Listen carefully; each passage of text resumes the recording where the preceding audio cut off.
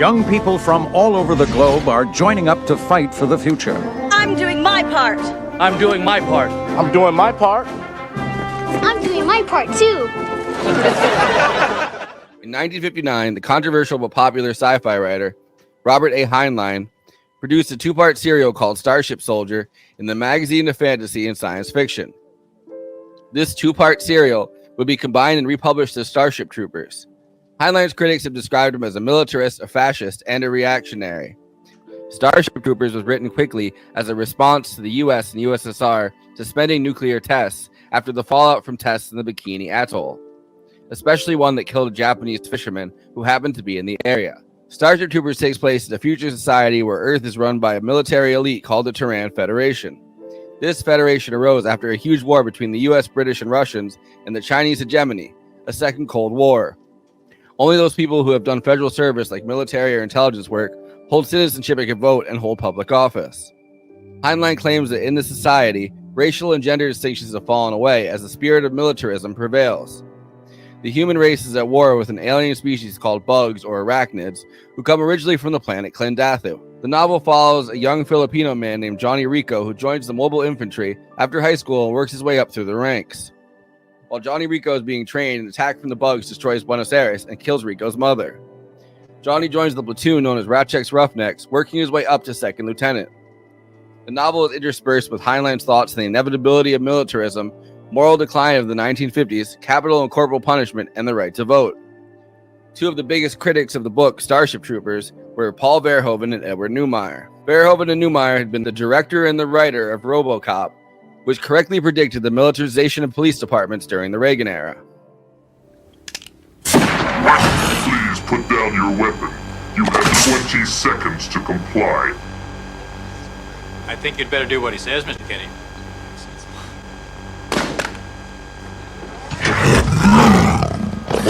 You now have 15 seconds to comply.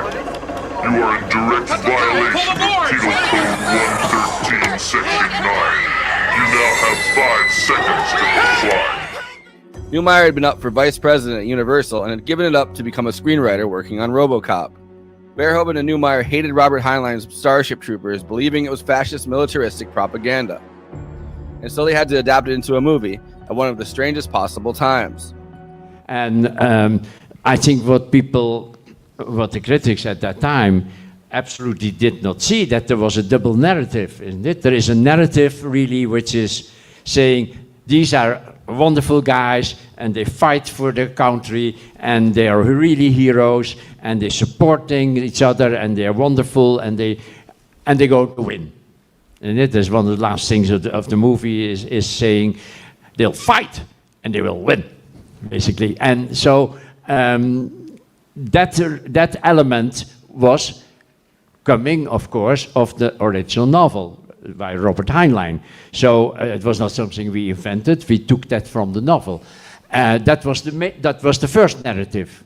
But there was a second narrative that was at Neumeier, was the writer of the movie, and John Davidson, the producer, and me, where we were also fighting with the book.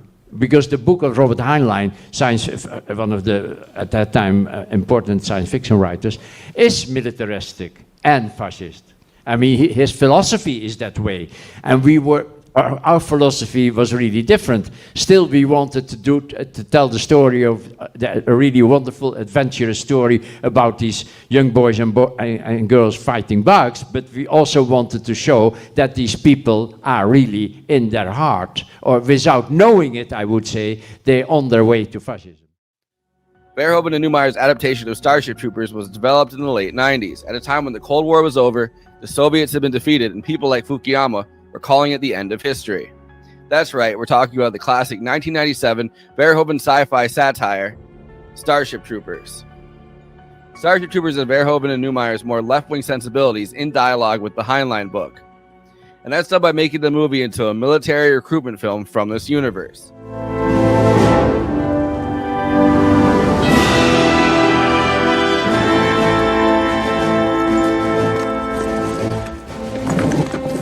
Out of the ashes of Buenos Aires comes first sorrow, then anger. The only good bug is a dead bug. This allows for an incredibly over-the-top treatment of the original work. Like in RoboCop, the movie is intercut with newsreels, TV reels, including for a live execution, and a crossfire-like TV show debating whether bugs can have intelligence. When a colony reaches a certain size, 300 generations or something, it gets smarter. Insects with intelligence? Have you ever met one? I can't believe I am hearing this nonsense. You just this wait is the most a ridiculous moment. conversation I have ever had.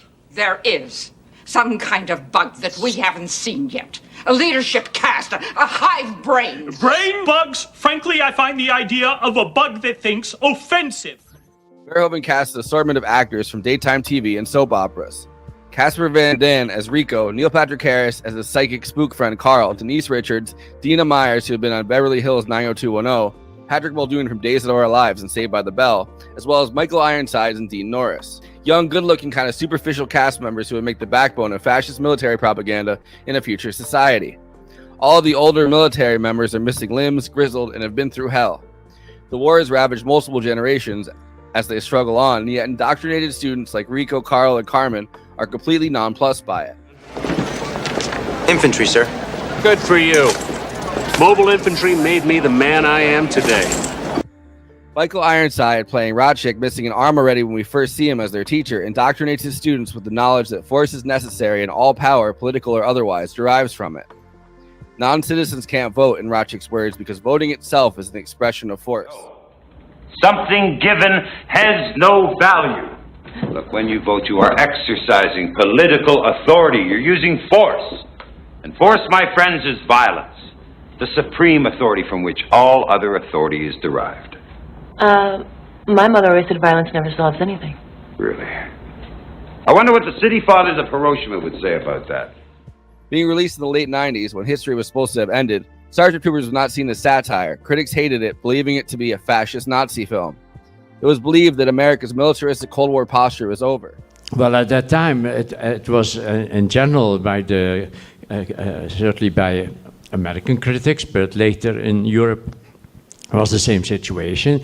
It was bashed because it was accused of being neo-fascist or neo-Nazi. In fact, in big American newspapers, not even as a review, as a film review, but as a redactional article, I think it was Washington Post or Wall Street Journal, where they said that this is a very dangerous movie because it promotes fascism and Nazism, and these two, the writer and the director, are neo-fascist.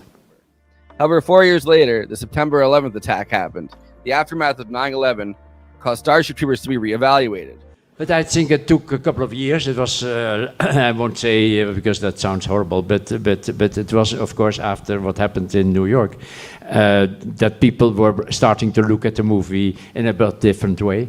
I think, so I would say the beginning of the 21st century. The bugs throwing a meteor at Buenos Aires, the smoldering city and the drums of war that followed, the over-the-top jingoistic mood that surrounded America and the West after 9/11 was reminiscent of the war fever in the wake of the Buenos Aires attack and Starship Troopers. The dehumanization of the bugs, the only good bug is a dead bug, is a familiar pattern, one that can be seen in feverish nationalistic attitudes during the Bush administration. Starship Troopers, like many of Verhoeven's films, is now seen as a polarizing but beloved cult classic.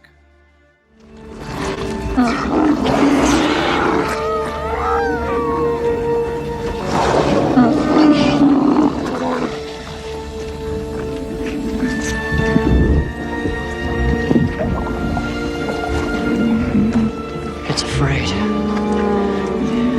It's afraid! Anyway, before I introduce the panel, please like this video and subscribe to the Movie Night Extravaganza YouTube channel. Hit that bell to get notified whenever we're streaming. Also, we are now monetized, so if you have any pressing questions during this live stream, send us a super chat, which helps me keep the show running, and which I am obligated by international law, human rights law, to answer. We also have a Patreon, patreon.com/Movie Night Extra. All of our after parties are on there forever. We also have a new Discord and a Letterboxd HQ account, so those are two more places to follow along with us. Links are in the description. Okay, let me introduce the panel. Conan Neutron, host of Protonic Reversal, co-host of Movie Night Extravaganza, and frontman for Conan Neutron and the Secret Friends, neutronfriends.bandcamp.com. Kristina Oakes is streaming on Twitch at Cosmopolitics. twitch.tv/cosmopolitics. Also recently joined YouTube. She's on Twitter, Instagram, and Facebook at Cosmopolitics. Send her some subs on Twitch and send her a coffee. J. Andrew World, illustrator, book cover artist for Give Them an Argument, co-host for Movie Night Extravaganza, and Bad Takes. Jason Myles is the host of This Is Revolution, the singer and guitarist of Bitter Lake, and his essays are available on multiple platforms, including Sublation Magazine.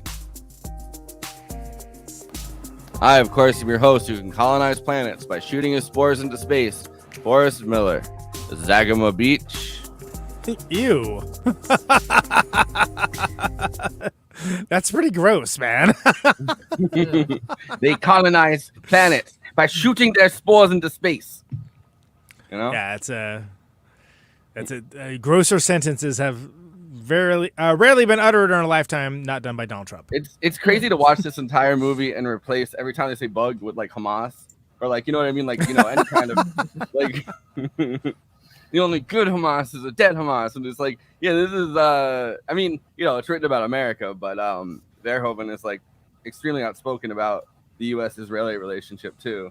So it's crazy how many like societies of this kind of, you know, this level of propaganda, like you can kind of you know, post it onto any number of societies in this new age. Yeah, that took about like a minute and a half to get into, but yeah, yes, you're not wrong. And with us now is Jason Myles. How you doing, sir? Hey, no warning, just throw people right in there. It's like the Majority Report, just throw people right in there. No warning. Show did start 13 minutes ago, so well, it's not my show. You know. Fair enough. You know, I think that it's got the soundboard ready already. All right. So, Andy, did you see this like me before 9/11 too? Yeah, I saw it in the theater, like opening weekend, because I was stoked that the guy from RoboCop's doing a movie with Clancy Brown. Yeah, I didn't know Clancy Brown was in it. I was just pleasant. I was like, oh, it's a guy from Actually, I was like, Highlander guy. Mr. Krabs? It was what I said out Two loud Highlander guys in it, really. Mr. Krabs? Yeah, but the one Highlander guy I was surprised by. Who's the other Highlander guy? Michael Ironside was in part 2, which nobody talks about. We're also not going to talk about it now. Oh. But the reason why I ask is that I had heard, like really early on, that it was like, you know, I love Verhoeven. Like, I mean, RoboCop's one of my favorite movies of all time. Y'all know this, like number 5 probably. It's not my letterbox. It's like 4 and 5 kind of switch for my top movies, right? But RoboCop is definitely either 4 or 5. And I think that it is one of the great movies and satires of its time. So the fact that he managed to pull this off twice is amazing. And also the discourse around this, pre-online discourse, was just like, oh, it's just a bunch of right-wing propaganda. And it was like, well, have you read Heinlein? I mean, I'm sorry, I love Stranger in a Strange Land, but like, that's kind of like how that dude rolls. Like, you know, there's a whole like rant about the UN that's pretty ridiculous. So when I finally saw it, I was like, I'm sorry, do you guys not understand the concept of satire? Like, this is incredible. This is like not just good. I would push back a little bit on the idea that RoboCop is satire in the minds of most people that saw RoboCop. I think most people that watched RoboCop didn't see it as satire. It didn't see it as a tale of they see it as an awesome action movie. Like, I think a lot of people it's an awesome action movie. But that's also like the cheese around the pill that you're trying to give the dog, right? And think about it in terms of like Network, right? Network was seen as like, that's absurd. That would never happen. And it was the rise of Fox News. It was the rise of the frame-based world. You get nominated for but it was seen as science fiction. It was not seen as like something that was like something that could happen. It was like, this is an absurd idea. This writer's very good though, so we like it. I mean, Fox News came out in 96. Yeah, and Network comes out in like 77 or 76, right? If I remember correctly. But it was considered like so absurd. It was so insane that like it was considered absolutely ridiculous. Like that, it was like this. Look at this weird like dystopian reality this dude created, right? So getting back to RoboCop, you know, and that's not what we're discussing. We're discussing Starship Troopers, but RoboCop, there was no discourse because it was like Reagan's America, right? There was no discourse about that. RoboCop, I'm not gonna lie, I was just like, oh my god, he shot that dude in the dick. Yeah, you know, it was like, you know, like it was like that was like what I was about. Reagan's America, y'all. But With Starship Troopers, I did, because I was politically aware and politically active at the time, like I knew Heinlein, and I was like, Starship Troopers, okay. And then when I actually saw it, which I'm not going to lie, one of my motivating factors was Denise Richards. Not a bad one. Thank you. A year before Wild Things. You're goddamn right, a year before Wild Things. But I saw it, I was like, this is amazing. Like, how does, like, and it was not like the phenomenon that we think of it as. It definitely was the rare case that the world at large thought it was one thing and then kind of had a critical reevaluation post 9/11, where everything was like, oh, that's hitting a little too true. And then has had another critical reevaluation, like, I don't know, like 6 years ago, 5 years ago, like, you know, take of what you will, whatever in this post-Trump world, that, like, is pretty incredible to me. Is it the perfect satire? No. But it's the best dumb movie that's actually a smart movie that presents as a dumb movie. I mean, and that's something to be said for that. I call it part of the trilogy. Verhoeven had this, like, I look at it kind of as a trilogy in the late 80s, early or mid 90s with RoboCop. Is it Total Recall he does, if I'm not mistaken, right? Yes. And then this. These movies that have like much deeper meaning that we don't really understand until years later. And we talked about that when you did like a stream about Total Recall like years ago. We talked about that, and we talked about how, like, as crazy as Philip K. Dick is narratively, and how much science fiction he inspired, and how many types of narratives they put together. Like, it's like Verhoeven managed to find a way to kind of turn it up to 11. To a certain degree. No, I think he does turn it up to 11 in this, in a way that he's hitting you over the head way harder than, you know, maybe he even did in a movie like RoboCop that starts off with the rogue robot shooting the executive, and we still don't really see it as satire, you know, the way we understand it today. Well, that's like Boston Dynamics is pretty much just like a a YouTube reel at this point. And they even try to pitch it by, like, sometimes there'll be like an article that's like, RoboCop is coming, and it's not like, no, that's terrifying. That's what the movie is trying to. No, they're like, no, it's great. I'm like, is it though? Yeah. Have you seen this movie? Because I feel like you haven't seen this movie. And Starship Troopers, I don't know if you guys said this in the intro. Sorry, I missed the intro. But it's a fascist utopia. Oh yeah, he said that. Like, actually, to me, is frightening in the sense of, look, I'm not gonna lie. I think I watched it the first time on cable because I don't even remember this movie. Am I the only one who saw it in the theater? Probably, because it didn't have a long theater run. It didn't do that well. I saw it in the theater. It was one of the Berkeley theaters at the midnight movies, but it was like that was the second time I saw it. I saw it on VHS the first time, because the thing is, when it came to video, I worked at Tower Records, and my roommate, poor little out Clay, he worked at the video store, and the only thing good about working minimum wage at video stores, you got immediate access to all the good movies, which is sort of new like releases. It's like, you know, is it an awesome sci-fi movie? Are there tits? You know, either of these things are fine. Like it had tits, and I remember watching it on cable, and the shower scene. My mind was blown because people were in the shower together, and people of different ethnicities were in the shower together, and there wasn't racial animosity and sexual tension or even hatred, because they lived in the fascist utopia of the sexless society. George Lucas does this too in Star Wars, right? There's no women in the Death Star unless they're captive. These fascist utopias are sexless societies. The only people having intercourse are, you know, Wookiees, and eventually rebels will. Wookiees do be fucking. Yes. Heinlein's fascist utopia was even more sexless. Like, there's just to sell the movie, I guess there's, like, you know, there's sex that happens within Starship Troopers, but like the novel didn't need to fucking sell itself that way. And it's so like Heinlein's perfect vision of a society in the future is like way more sexless, right?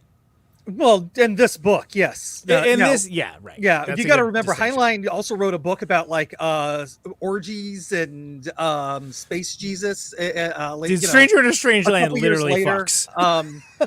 He even wrote a book which has the underwriting thing that rape is good because she likes it. He's all over the place. Heinlein, Francis Ford Coppola. And the weird thing is, it's very much part of like American culture. He was in like popular magazines. And he also, Andy, didn't he like diss the UN? Like there's like a scene that says like, why are you dissing the UN? Like his whole thing is like, oh, the Secretary General has all the power and like the president's basically just the mouthpiece. It's like, I don't feel like this wasn't important to the narrative to include in this book. Well, 1950s, 1940s and 1950s conservatives love to bash the UN. Like anytime you see, like abolish the UN was one of their main, because they were like, oh, this is starting one world government and we don't want that. And like obviously like the liberal internationalist position at that time was like, no, we should have a one world government. And every fucking conservative, they've stopped that. Yeah. It would be funny if they brought it back. Heinlein's also not a conservative. He's a libertarian. No, he's like one of those true libertarians. That's like that somehow are artistic. You know, his books. No, not like a modern libertarian, but like a real libertarian. Yes, that don't really exist anymore, frankly, except for like one or two. And if you want to understand his political beliefs, you know, you got to read all of his books and look at how he interrogates the worlds he creates. Yeah. And that's how you kind of understand him. But he actually started off as a democratic socialist. Well, but it's also like he's not. Yeah, it's hard saying a term like that because people think it just means like lower the age of consent, and it's like, oh my god, abolish the fire department. It's it's none of those things. That's their whole thing now, though. Yes, but this isn't 1950. I mean, to be clear, like it's like I'm sure they wanted to fuck kids in 50. Come on, that's a new phenomenon. I'm sure you can find a Heinlein book that wants to do that too. Yeah, probably. But I'm saying, like, so I'm coming to someone like book-wise, and as someone who's a critic of talking about the book rather than talking about the movie. But the book and the movie, this is the rare case. It's this in LA Confidential where the book is good, but the movie is better. Yeah. And both of them were dudes that are like kind of like on the right-wing libertarianish aspect of things and had their stuff turned around as propaganda for the stuff that they don't believe in, and it's all the better as art because of it. I mean, it's funny in some ways that this is like, his ideology is libertarian because this was written in a few weeks, the Starship Troopers book, as a response to the USSR and the US deciding to do because of the destruction of all of those the tests they had done, right? Like they tested the nukes on the Bikini Atoll. They killed horrible fucking PR for the Eisenhower administration. They killed another a Japanese guy that happened to be fishing in the area because they were bombing the atoll, and then he happened to be because the waves start and it started a fucking chain reaction. So his Heinlein was responding to the idea that they would stop testing more nukes, like stronger and stronger nukes, which they already had tested and knew that they worked in those situations, But they turns out they work. They bombed the shit out of the Bikini Atoll. That's where we get the term bikini from. Yeah.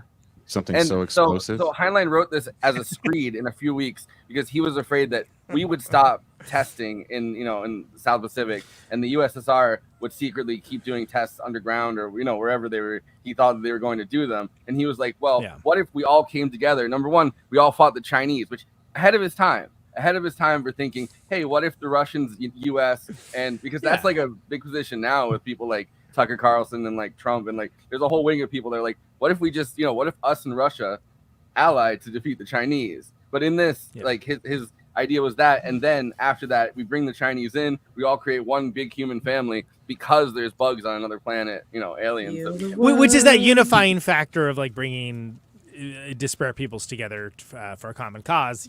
See the end of Watchmen, the graphic novel versus the movie together. But I think that it's notable so it's the L word being used, not the L word that people hope it is, is disingenuous because he's not a libertarian as we think of it is, but he's his politics are relatively inscrutable, and the fact that Starship Troopers is good and it is also propaganda, and this is a satire on military propaganda that in and of itself was misunderstood in its initial first 5 years of being a movie. By I would say not by everybody, but monoculture wise, right? I was reading even Salon articles from the time because they have them all, I read them in real time. I know them well. Yeah. So they have the Salon, they're like, well, at least Heinlein was enough of a fascist. Well, they said a fascist, but enough of a fascist to own his ideas. What is this movie trying to own or something? I was like, Okay, so Right, you want what Verhoeven to be more of a Yeah. fascist, or like They were dissing on it because they didn't think it advocated for a position enough. I'm like, I'm sorry, you don't seem to understand satire. And what's really funny is you think a few years later, what's the Phantom Menace comes out, which is George Lucas's way of telling how a country becomes fascist. Yeah. With Wait, way too much wait. dialogue. I really wish she would have hired Verhoeven to Star Wars is political? Since when? Oh yeah, since the first one. Yeah. Only since The Acolyte, apparently.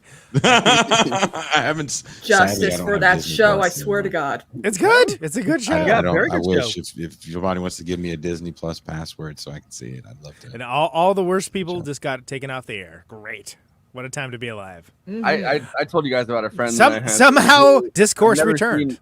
I've never seen him express like a political opinion, and he decided that the first time he was going to express a political opinion was over The Acolyte.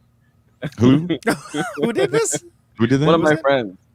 And what were they? I haven't seen it. What are people mad about? Is there women in it or something? There's women in it. It's gay. It's everything. There's not a lot of white people. Is it like I love the fact that I grew up watching this movie where there's all these different kinds of people and monsters and werewolf men and green people and robots and magical wizards that have big fucking foreheads, and that's the series I grew up watching. And a little green dude about 3 apples high that's supposed to be the coolest guy in the galaxy, but you that's where racists come up with I don't care if you're black green or person in a purple or... stormtrooper outfit, and all of a sudden it was like, no, you're ruining my childhood. Well, the good lightsaber fights. I mean, come on, like yeah. The problem is they listen to these idiots because first of all, like you never got it. You never got it. You never understood it. It was always something that you didn't think. But then they're like, well, but what if we made a movie that was all the things you wanted? Cool. We're still gonna not like it. Great. Well, like a true success story by anybody's measure. The first time I saw, Starship Troopers was actually probably when I was like in middle school, because I was like, oh, Denise Richards is in this movie. Cool. I'll watch it. To be fair, I said the same thing. But also too, but also I think this was when she was married to Charlie the first Sheen. time I saw it. Yeah, but I understood the assignment. I'm like, this is a satire, clearly, like. And I'm like 12 years old and watching this movie, and I'm like, it literally. So what you got to understand about this movie is it existed for 5 years, right before 9/11. That if you were someone that was on this show or that listens to the show, who of course are geniuses, you knew. But best fans in the business. The monoculture was like, oh no, this is dumb propaganda. This might as well be Bob Dole campaign messaging. And it's like, oh god, for real? Like for real. And then after 9/11, Bob Dole don't like the bugs. Bob Dole says Bob Dole should kill the bugs. Thank you. I haven't busted a Bob Dole impersonation in maybe 30 years. But anyway, do you think that 9/11, Conan, is a moment where we're entering kind of a post-irony age, where we no longer really understand irony and everything has to hit you over the head? You start to get the rise of stuff like, Jackass, which really isn't ironic or satire. It's just kind of, I think irony dies. I think irony dies a terrible death in the mid 2000s. It isn't 9/11 specifically, but it is that Bush era pre-Obama, and then there is a return to earnestness that comes in, especially with those first 2 years of Obama, for everyone's like, oh, nothing's gonna happen, huh? Okay. And then they become cynicism for a while, and then kind of back to earnestness, and et cetera, et cetera. But what happened is an entire generation was raised without irony and sardonicism. And Jason, you know this, and Andy, you know this as well. Our generation is bitterly sarcastic. We were completely ignored. There was no chance for us to have any power of any kind or any influence of any kind. But weird happened. And we were outright castigated in a way that you cannot even imagine. At least people can answer back now. Yeah. Right. And nobody could answer back then. So what? No, but I'm going to answer you. I'm going to answer you on this, which is to say that I think you're onto something with that. Is that there at the same time ended this era of the pavement-esque irony of the world, right? And that's musically. I'm going to use musical analogies. I'm a musician.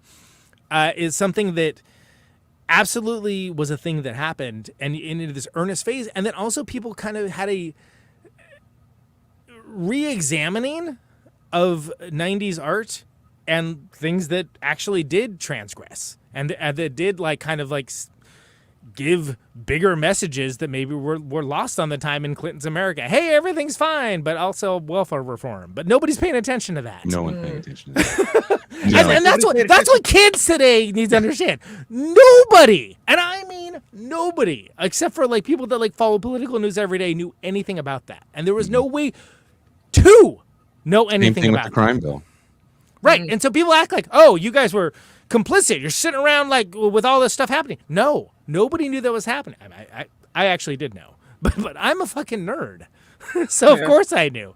And so what you have is that a lot of stuff that was fantastic satire and exorcisation of these horrible things that were happening within the 90s were suddenly reevaluated of like, hey, this actually is, there's some real stuff here. Like, and that includes an entire, like, do you remember, like, RoboCop was never considered bad. It was always considered good, but then people started appreciating it a different way. It's like, wow, this kind of predicted a lot of like, you know, even commercials. People like Verhoeven kind of nailed it in like, you know, this like late 80s like situation that like that's how like the world is now, and which is all the more so now. So the idea is that, again, the satire of this, a satire that was working against the source material, right?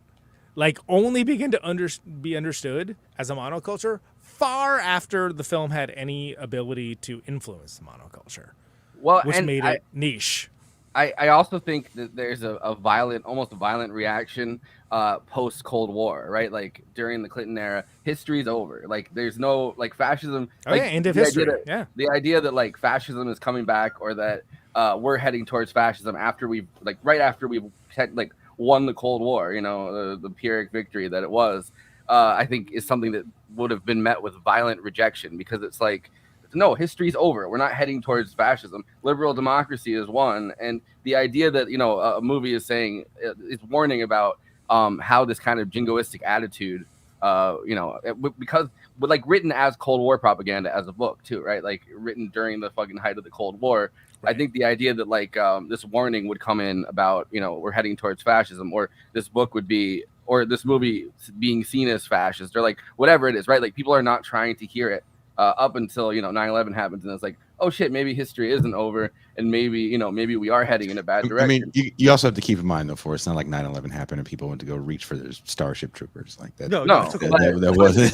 It was more like when Verhoeven told us. It was more like 9/11 happened, and let me watch Fox News for 24 hours. No, of course, but I mean that's because the U.S. plunged into the fucking world that, you know, Starship Troopers is kind of warning about. Well, which is why, like, Howard Dean, the reason why Howard Dean, like, hit is, like, himself, he's, like, at, like, some, it wasn't even, like, a major thing, was, like, I'm sick of hearing from fundamental speechers. I'm sick of hearing about, like, these, I don't want to be in these wars. Like, just, like, articulating these things that I cannot possibly express how different things were before social media, which is to say that there was no possibility of answering anything. Janine Garofalo was the best war critic you were ever going to get.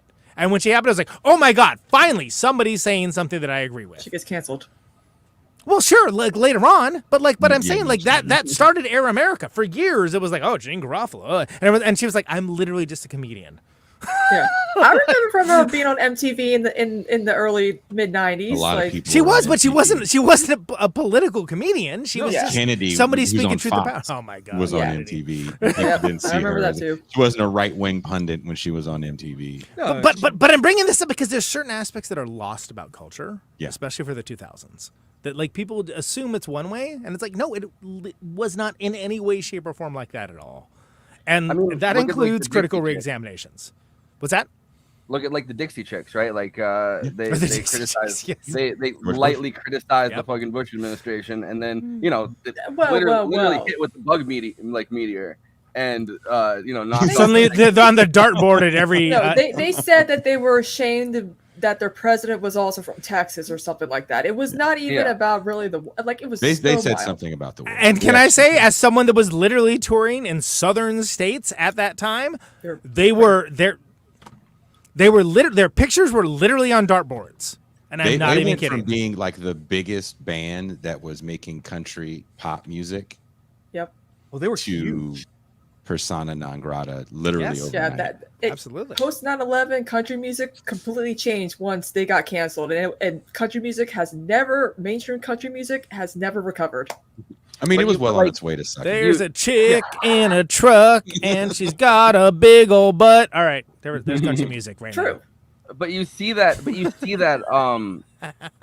that like visceral rejection of any kind of criticism within Starship Troopers. Like you see the, I mean, you know, the one guy, let's reset it. The guy that's making the, you know, the documentary that you're seeing at first, that gets fucking capped in the first scene, and then again, you know, in the and then it comes back to him, which is so cool. And like, it's a cinematic trick. It's so good. But yeah, so that guy, you know, like he mockingly when he's talking about it, is like, some people say, you know, we disturbed the bugs, and that's why, you know, that's why they want to fight us. And then you get it immediately fucking, because it just happened after the Buenos Aires thing. Like Rico runs up to him and interrupts, and he's like, you know what, I'm from Buenos Aires, and I say kill them all. You know what I mean? And then you have the second thing, which is the Crossfire type show that they're doing, where it's like, you know, bugs that think or whatever, with the big headline, and you have them debating each other. And the two positions are, we need to understand that maybe a bug can think, and maybe there's rational reasons for you know, but to kill them better, right? Like to better kill them. And then the Tucker Carlson type guy is like, oh, bugs that think, I find that idea frankly offensive.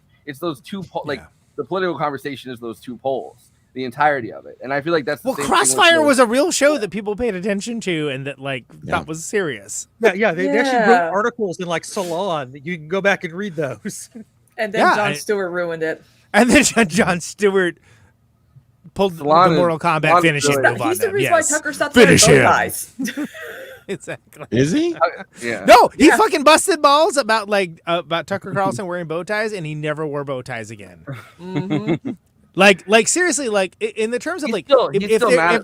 Like that was his 9/11. Like he's still fucking mad. Like, recently there was a clip where somebody asked him about. I remember watching this when we were at Caterwall. It was that recent. Yeah. And I remember watching. Like I was just looking at stuff on my phone when I was bored, and like a quote from him, he was like, "That's Jon Stewart. He's a fraud. He pretends he's this liberal, you know, guy, man of the people. He's not. Yeah. He's not." And he's still fucking the tone of his voice. He did that shrill thing that he. No, he's still mad. Like, and that was like 20 years ago, and he's still mad about it. And you know what?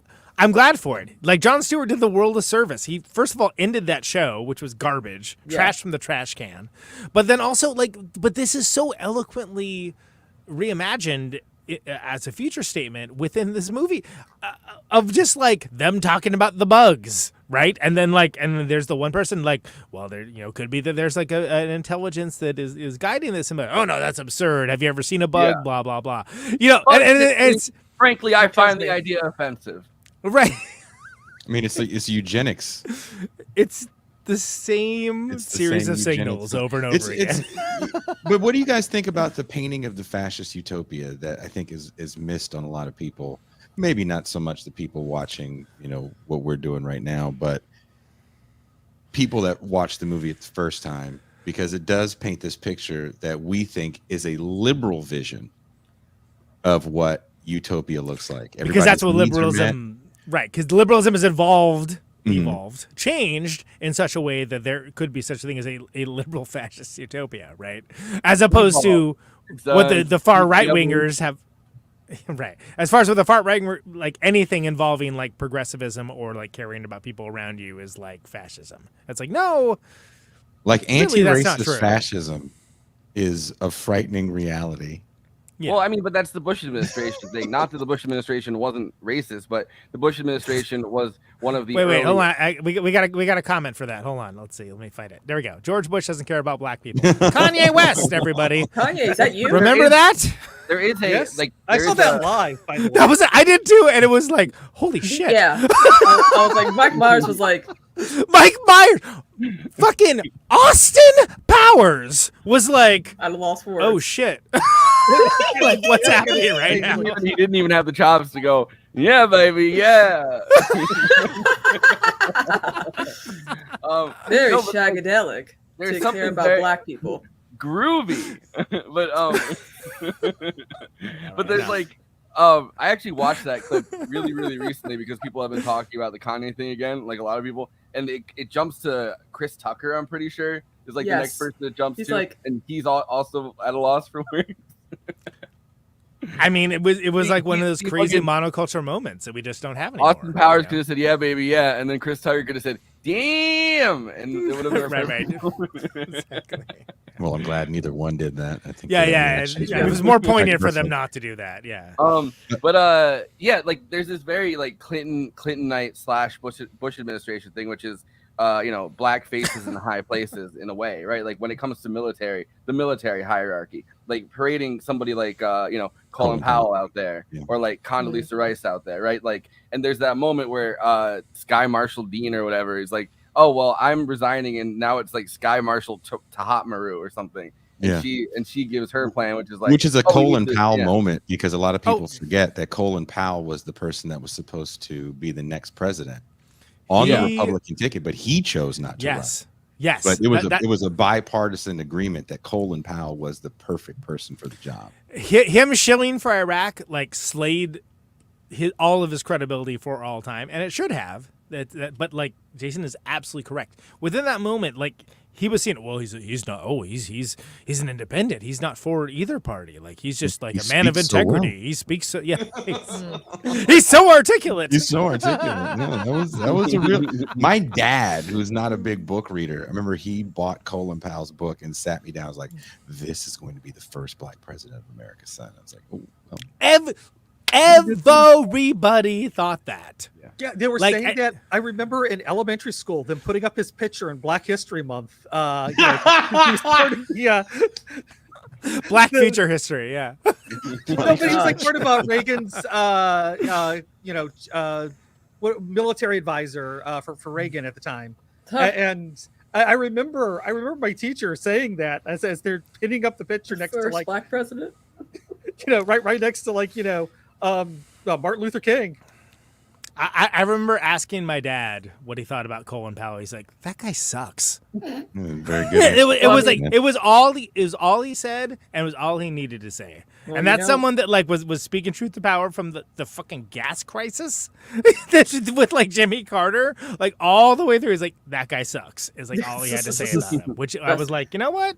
Goals, honestly. But Colin Powell could have had it all, but then a man named Barack Hussein Obama came in and took it all. Oh yeah, I mean that was like 12 years later. But Colin Powell came out and said, "I'm not running for president because you people aren't shooting me." It's but it's also like he couldn't have, because he became the spokesperson for like why we were going to invade. Why are you going to invade? Because Colin Powell says so. Colin Powell says so. Must be important to invade. And he didn't. Everyone likes him. It's the guy that everyone likes. It's crazy that like literally the only person to call that fucking Barack Obama was going to be the first black president was Adolph Reed in that one essay, and he's like, "Look, there's this community organizer, not even a fucking politician yet." He's like, "There's this community organizer in Chicago that's getting a lot of press. I think that guy has a future ahead of him because he's already a sellout." In 95. Yeah, he does that in 95. Oh wow! Damn, talk about predicting. Yeah, it was future Black history. We were like in high school, or we were seniors. We were seniors. I think so. Yeah, right. Yeah, I think me, you, and Andy all graduated the same year. Yeah, exactly. The best year of all time. Yes, thank you. But like, I feel like it wasn't. It really wasn't. It is like a. I mean, the music was good. It is an incredibly like prescient thing, the Starship Troopers thing, which is like only fucking veterans get to vote, or like only like military people. Yes, become, which we absolutely need to address real quick. I think this is a good comment. Question for the panel: Why do you think people gravitate to things like Starship Troopers as warning signs of fascism, but ignore people like George Jackson? Well, first of all, I don't know if people ignore George Jackson as much as they're two extremely different things. That's like saying, why do people watch Aaron Sorkin TV shows and not read Noam Chomsky? It's like, well, Aaron Sorkin's on television and Noam Chomsky writes nonfiction books. They're not the same. Yeah, I was gonna say, why do people watch Aaron Sorkin movies and shows but ignore Malcolm X? Well, no, everybody thinks they know Malcolm X. They saw that shitty Spike Lee movie, but dude, that Spike Lee movie, and then maybe people will care a little bit more. If we ever cover Malcolm X, I would love to cover Malcolm X. By the way, Yes. You guys have fun doing And that. Denzel but looked like just I don't. like him. Yeah, it's not. People are like, "Oh, it's a masterpiece." Yeah, is it really? Tell me why you think that, please. Well, just don't Some think great about man it. of history bullshit. Tell me why. Is it because you have no black friends? Is that what you? Damn. Nailed it. Yeah. I wouldn't say people Denzel is their ignore black George It's like- Jackson. I would disagree with the framing of that question. I mean, you're asking why pop culture is a dominant. Yeah, why does a medium monoculture opposed to, not? Yeah. You know, a man that was murdered in prison. Not a lot of people know. A lot of people murdered in prison. He wanted to shed a light on Black August in this space, which is good. We're for that. I mean, Really? this reminds Is it me because of I was here? Because that would suck. This reminds me of my mom. She's like, people need to get more educated on like Black history. They need to watch Roots. I'm like, Mom, there's more to Roots before and after Roots. Okay, there's a lot of stuff that happened after slavery was abolished, technically. Okay, like I know you're trying, but still. Forrest, what were you saying about the? You had a point that you wanted to bring up about the. Oh no, I think that like the service guarantee citizenship thing, right? Like that's another. Oh, yeah. You start putting in veteran because at the very beginning, Michael Ironside, who is fucking amazing in everything he's in. Like, It has one of the best names ever. That dude, of course, that dude's named Michael Ironside. Yeah. Even when he's making, even when he's making heads explode. I think that yeah, like he says it in the very beginning, right? Like a group of veterans took power, like violently kind of took power in a coup and have been in power. The most book accurate scene too, just to tack onto that. really? Yeah. No, that's actually out of the book. Yeah, the book is a lot of just people debating politics. Yeah. So if you really want to read a book about debating politics, And weird mechanics about the suits that do not appear in the movie. yeah, the Really? suits don't even show up at all. They have these mech suits, basically. They have these mech suits. Literally, They the seriously first do. time mech suits ever show up in fiction is in the book, and Like they what they scrapped had it. in G.I. Joe the movie kind of thing. Yeah. Like war, But he's writing this in like the 50s. like And, Robotech. Oh wow. Okay. But it's funny that and honestly, good on Verhoeven for just being like, we don't need that. Yeah, they would have seemed too overpowered. I think the important the Nazi unis that everybody is wearing is pretty. It just slaps you in the face. It works better as a narrative because you get that kind of like fascistic, like when Doogie Howser shows up and he's got his SS uniform on. You know, They said they called him Doogie cracks the Hamburger. fuck up every single time. Because it's like, all right, if we haven't hit you over the head enough with it, like he just walks here in it and he's is. literally dressed as a fucking Nazi, and it's I was like, okay, well, because I just watched it again because I hadn't seen it in forever, and I couldn't stop laughing at some of the things. Like, damn, they're really putting on Nazi uniforms. Like Star Wars tries a little bit to like maybe, but they don't have like eagles as like their ties, and like like the Color Luftwaffe. scheme was there. Yeah, It's like- right. It kind of reminds me of that scene in Cabaret where like they're eating lunch outside and this boy starts singing and you're like, oh, a song, and then it zooms out and you see he's like wearing a Hitler Youth costume and then everyone's standing up to sing along with him and like Michael York, they're like, what the fuck and it's is a very happening nationalistic song too. and they're like, what the fuck is happening right now? But I like but that goes back to what you're saying in the intro, Forrest, about how like they were more or less like, hey, this source material, like this ain't it. Like, what can we do to like make this interesting and cool? And what they did was fantastic because it obviously was so surreptitious.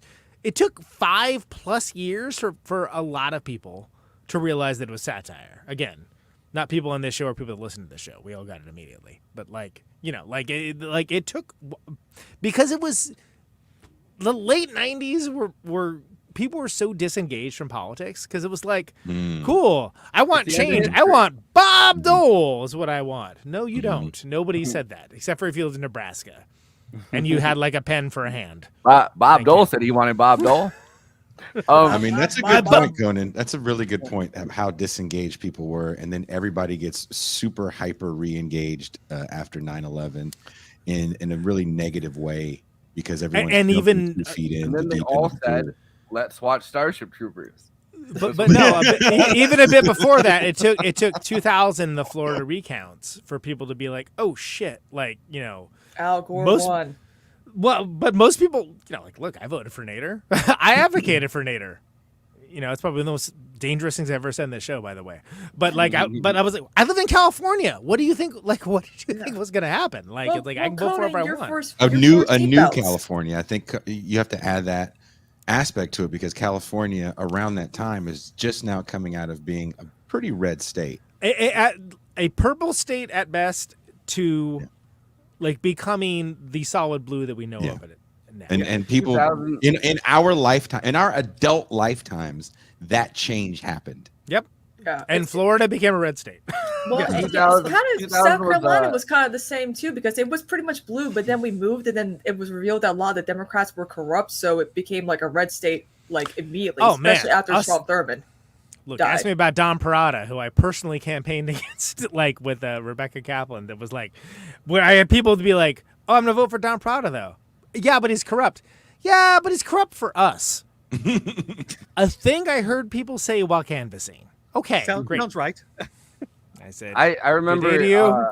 I don't know if he voted for Nader, but I remember my dad in 2000 liked both George Pataki, the fucking Republican governor of New York, the last time we had one of those, and Ralph Nader, and I was like looking back at that, I'm like, and you had a Republican was what was the guy's name?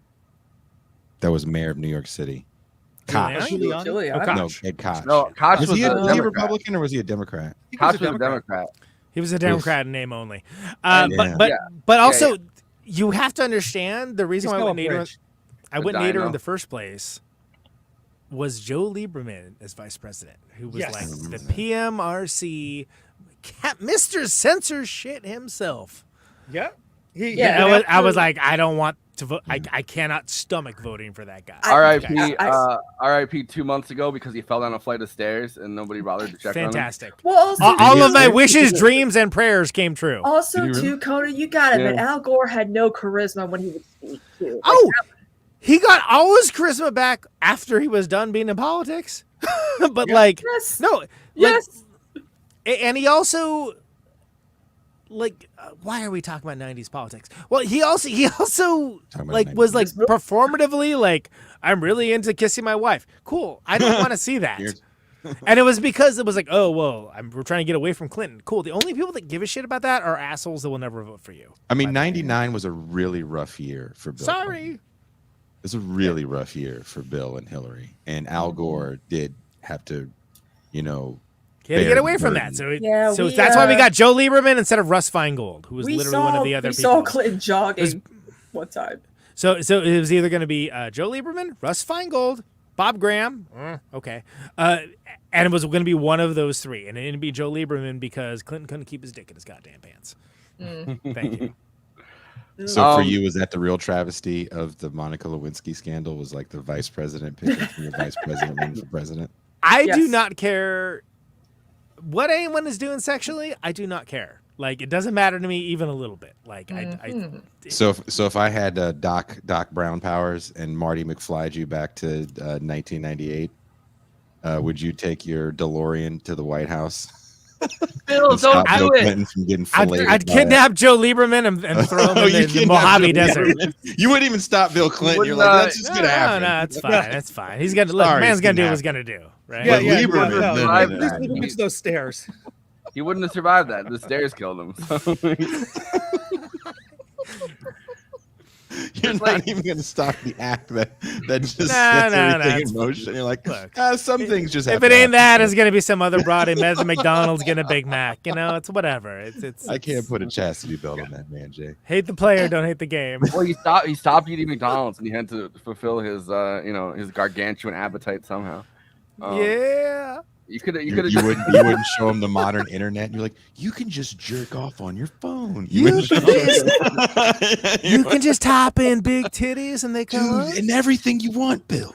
Everything you want. It would be really funny if Bill Clinton was the first guy who watched Porn Scandal. Like every once in a while, you get like a person that has to resign from that.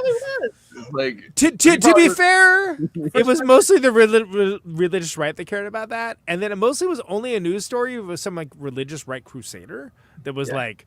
Usually they were like, oh, they're secretly gay. Wow, who could have predicted? Okay. Yeah, like, and that was usually the thing, the hypocrisy. They right? still care about it apparently in the UK because there was a scandal where a guy got caught watching porn on his phone, like while in like one of the prime minister question sessions. They're like, while in like the parliament. Question time. He did it during question. To be fair, have you seen Question Time? It's pretty boring. But he said, but the guy said he was looking at tractors. He was looking for tractors. Oh yeah. He clicked on a link that was on there that was like, oh, big. He was like, oh, I accidentally clicked on it. And then he said, but the second time I was looking for the porn that I found. This tractor's is great for huge tracts of land. I can't even imagine how you can look up tractors. He got caught doing it twice. So he said the first time was an accident. Farmers only? I don't know. Oh well, yeah, I get well. Even there, you're like, honey, how did I find white meat on Black Street? How did I find this? I've just discovered interracial gangbangs, honey, and I was just looking at white meat or dark meat for my chicken dinner. That's all I was looking for on Grubhub. With Farmers Only, cream pie recipe. Get away with it by being hit the wrong window. I wanted to find someone to help around the house. I was looking for a real sturdy gal. Like, all right. Look. Anyone remember Starship Troopers? How about that movie? What happened with well, I mean, we picked a very political movie, so we absolutely did, but we haven't even remotely touched on so many aspects of it. So the perfect I guess segue between the two things, right? Like the kind of scandal that would rock the White House in 1998 or 1997, like around this time period, right? It's like the president got his dick sucked. It's not like, it's not the fucking pharmaceutical lab in Sudan that Bill Clinton literally bombed and saying that fucking Osama bin Laden was there. Nobody knew anything about that. Yeah. Like nobody gave a fuck about any of that, right? Like it's no longer. No, it's not. No. I need to be clear. It's not that anybody gave a fuck about that. Listen to me carefully. Nobody knew about that.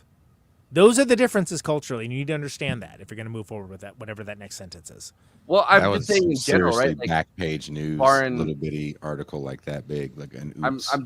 I'm just saying like the foreign policy side of things, right? Like, no, I get it. I'm just saying that like it matters.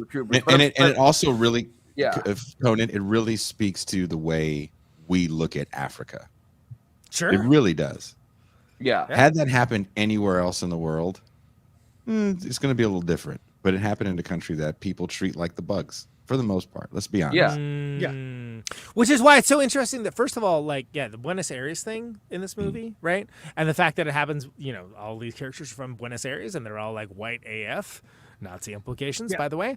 That it actually did whitewash from the book. They did, but they did it to great effect. Yes. Because the fact that you have these really amazing, fantastic, afternoon too. What's up, Josh? You have these really amazing people that are more or less coming at from a very, I guess you could call it naive place towards their world originally, based on what they're given to them. And they have this idyllic life. They, by the way, love the Casper Van Dien's parents. Yeah, the prototypical liberal parents of the 90s. Zagama Beach. Yes. Dude, it's so it is so dead on for what the things were at the time. Not the first time I watched this movie, because the first time was in middle school, but I remember rewatching it in I think 2021, and the line that cracked me up is, you're not joining the military, you're going to college, and that's all there is to it. Right, and so there was this. You're going on vacation, and that line fucking cracked me up. I'm like, you're not joining the military, you're going on vacation, and I was like. So contextually, what's interesting is that's these are the liberal parents that were maybe they were at the 68 convention, maybe they saw all the hippie bands, maybe they showed up and smoked some grass at Woodstock, but they had become yuppified and done the yuppie thing and made the money that they were no, you're not gonna. But the line in the sand was military conscription. Fuck that. You're never going to be in this man's war. We protested this. Like people I knew that were beaten and like jailed because of this. You are not going to do that. Like it was like that was the one thing. In fact, so the idea of it being that they're being in this dystopian nightmare, where it's like no, but this is the way for you to prove that like you care about the people around you, and like to have that flipped. It's so exquisite. It's so wonderful the way that he does this. That like again. We're going to experience it differently like 25, 26, 27 years later than it does now. But at the time, it hit so different. But it still worked. And that's what's so great about a movie that's political is that, like, if you can do it and it's the way that, like, absent the context at the time and it still works later and you're like, wow, I don't think that's going to work, Dad. And then they get bombed, and then like you get that great like I'm from Buenos Aires, and I say kill them all. I'm like, yeah, we get it, and that's how fascists are born. Great. I mean, that's not great, but that's great that it's being depicted. Spice. There's the thing that they're clearly not citizens. It's right? definitely like, not great, to be clear, but like it's great that it was depicted. They're clearly not citizens, the parents, and yet their house is spacious. They're clearly very wealthy, and it's kind of this distinction that like. You don't need to be a citizen and hold elected office and vote. Like capital still works in this fucking nation without any kind of political authority. So when he's like, oh, I'm going to become a citizen. They're like, yeah, like that's not what like you're clearly going after a girl. Number one, like you're clearly, which he is. Yeah, but you're chasing tail into the and who can blame military. And then he gets. I would enjoy that military part of the fucking military, but like. It's interesting, like that they're able to as non-citizens, right? Like there's a disconnect from politics. Like they're perfectly fine not voting for whoever the fucking general in charge is. They have no interest in that. They're just like, we're on our fucking Beverly Hills style fucking mansion in Buenos Aires, and like we're perfectly comfortable not voting, not wielding political power. And then that takes you to the first scene with Michael Ironside, where he's like, political power, you're wielding force. Like it's everything is force. Everything is literally violence. And there's two, like, it's not like the dichotomy of this, at least in this fascist propaganda movie, right? Like the dichotomy of these two things is not you're either under the boot of like this fascist government, or you're a military person. It's like they're doing perfectly fine, but like the son is, chasing tail into the fucking military anyway to become a citizen. Because they're comfortable. Because he's able to comfortably chase tail, which is a great place to be in. Fantastic. Well, the military is also an entryway into higher society. Like you meant the shower scene, besides having boobs, also has a pretty good dialogue on why everybody's joining the military and what they're going to get out of it, which is pretty good for even why people join the military currently, which I think that's what Verhoeven was trying to say in that scene, right? Like, why are you joining the military? I'm going to be a lifer, because what else am I going to do? What's the one guy say? I'm a farmer, and there's not much work anymore. And this is before. And the woman who was like, I want to have kids. Which I just want to eye rolls, but it's like, oh no, that's what the society is. Like if you want to she says, I want to have kids, but they don't issue you a permit to have kids, which is the eugenics thing again. Like it's a lot easier to have the. Well, it's not eugenics so much as it's like it's based on like this like a case system. But but what I'm saying is similar principle. When the government has to issue you permits to be able to have kids in the first place, right? Like that's the eugenics thing of trying to control who does and who doesn't have, have like. And that's where like there's the weird horseshoe theory where people like the super like libertarian reactionaries and like the uber progressivists can like meet, where it's like, yeah, there probably would come a time where if you're in a Battlestar Galactica situation or something where like you're going to control who's breeding. Yeah, that's going to be a thing that you're going to want to do. And it's like, wow, really? Are we? You had that in the early, is that a thing we're gonna do? In the early 1900s, you had that with everybody from Helen Keller, who there's good reason why somebody like Helen Keller would have been a eugenicist, to make sure that people didn't. Well, no, I'm saying like her reasoning for it. Like everyone from socialist to incredible racist, reactionary, proto-fascists, they were all saying like. They were all eugenicists of different stripes. I mean, there's a bunch of different. I mean, there's basically two stripes of eugenicists. A positive, what's called positive, which is like basically like, we want the right people to breed, but we want but we're not going to eliminate anybody. And then negative ones, which is more like what the Nazis did, and it's. It's a lot more Everybody- complicated. Everybody's going crazy over. Everybody loves eugenics. It's like libertarianism. The definition has kind of changed, over the time. Sure, and the better point is to say that the genius in the Verhoeven movie, which is what we're discussing, is that like people are just nonplussed about it. Everyone's just naked, and it's not a sexual act to be naked amongst each other, even though everyone's in fine forms. It's like the Olympics for killing, that they're all like hanging around together, and nobody's even are they popping boners? I don't know. The camera doesn't go down that far, but no, that's the whole thing. They're all super fit and gorgeous, and no one's tripping. And it doesn't matter in that same way that the critiques of like modern cinema and the MCU are not things I like discussing on this show, but the idea of it being like a non-sex situation is like that is valid. That is valid, and there's reasons for it. This movie is coming out, Conan, in a time where we're getting to see, as you guys mentioned, Denise Richards for some reason. I was never that big of a fan of the woman star. That's fine. I'm a fan of it for both of us. She's not really known for her acting. Let's be real. I mean, I just never think kid. Anyway, but she does a movie called Wild Things. Yeah, I remember well. Which is a hypersexualized movie. There's a lot of hypersexualized movies, definitely in the 80s and the 90s. And then again, in this post-irony age, as Conan pointed out, this age of earnestness that comes to be, which we're probably still stuck in now. I've even seen conversations or debates, if you will, and not just in online spaces, like actual articles from younger people saying they don't like nudity in films or even sex scenes in films because they feel it doesn't move the plot along. We're talking about it now, Josh. Well, you know what's interesting? I just read an article saying they survey 10 to 20-year-olds, and I'm like, why are you surveying 10-year-olds about sex in movies and TV? Yeah, what are you, Bill Maher? What? Well, if you were 10 in 1987, you probably saw your fair share of sex in movies. Yeah. Well, that's true too.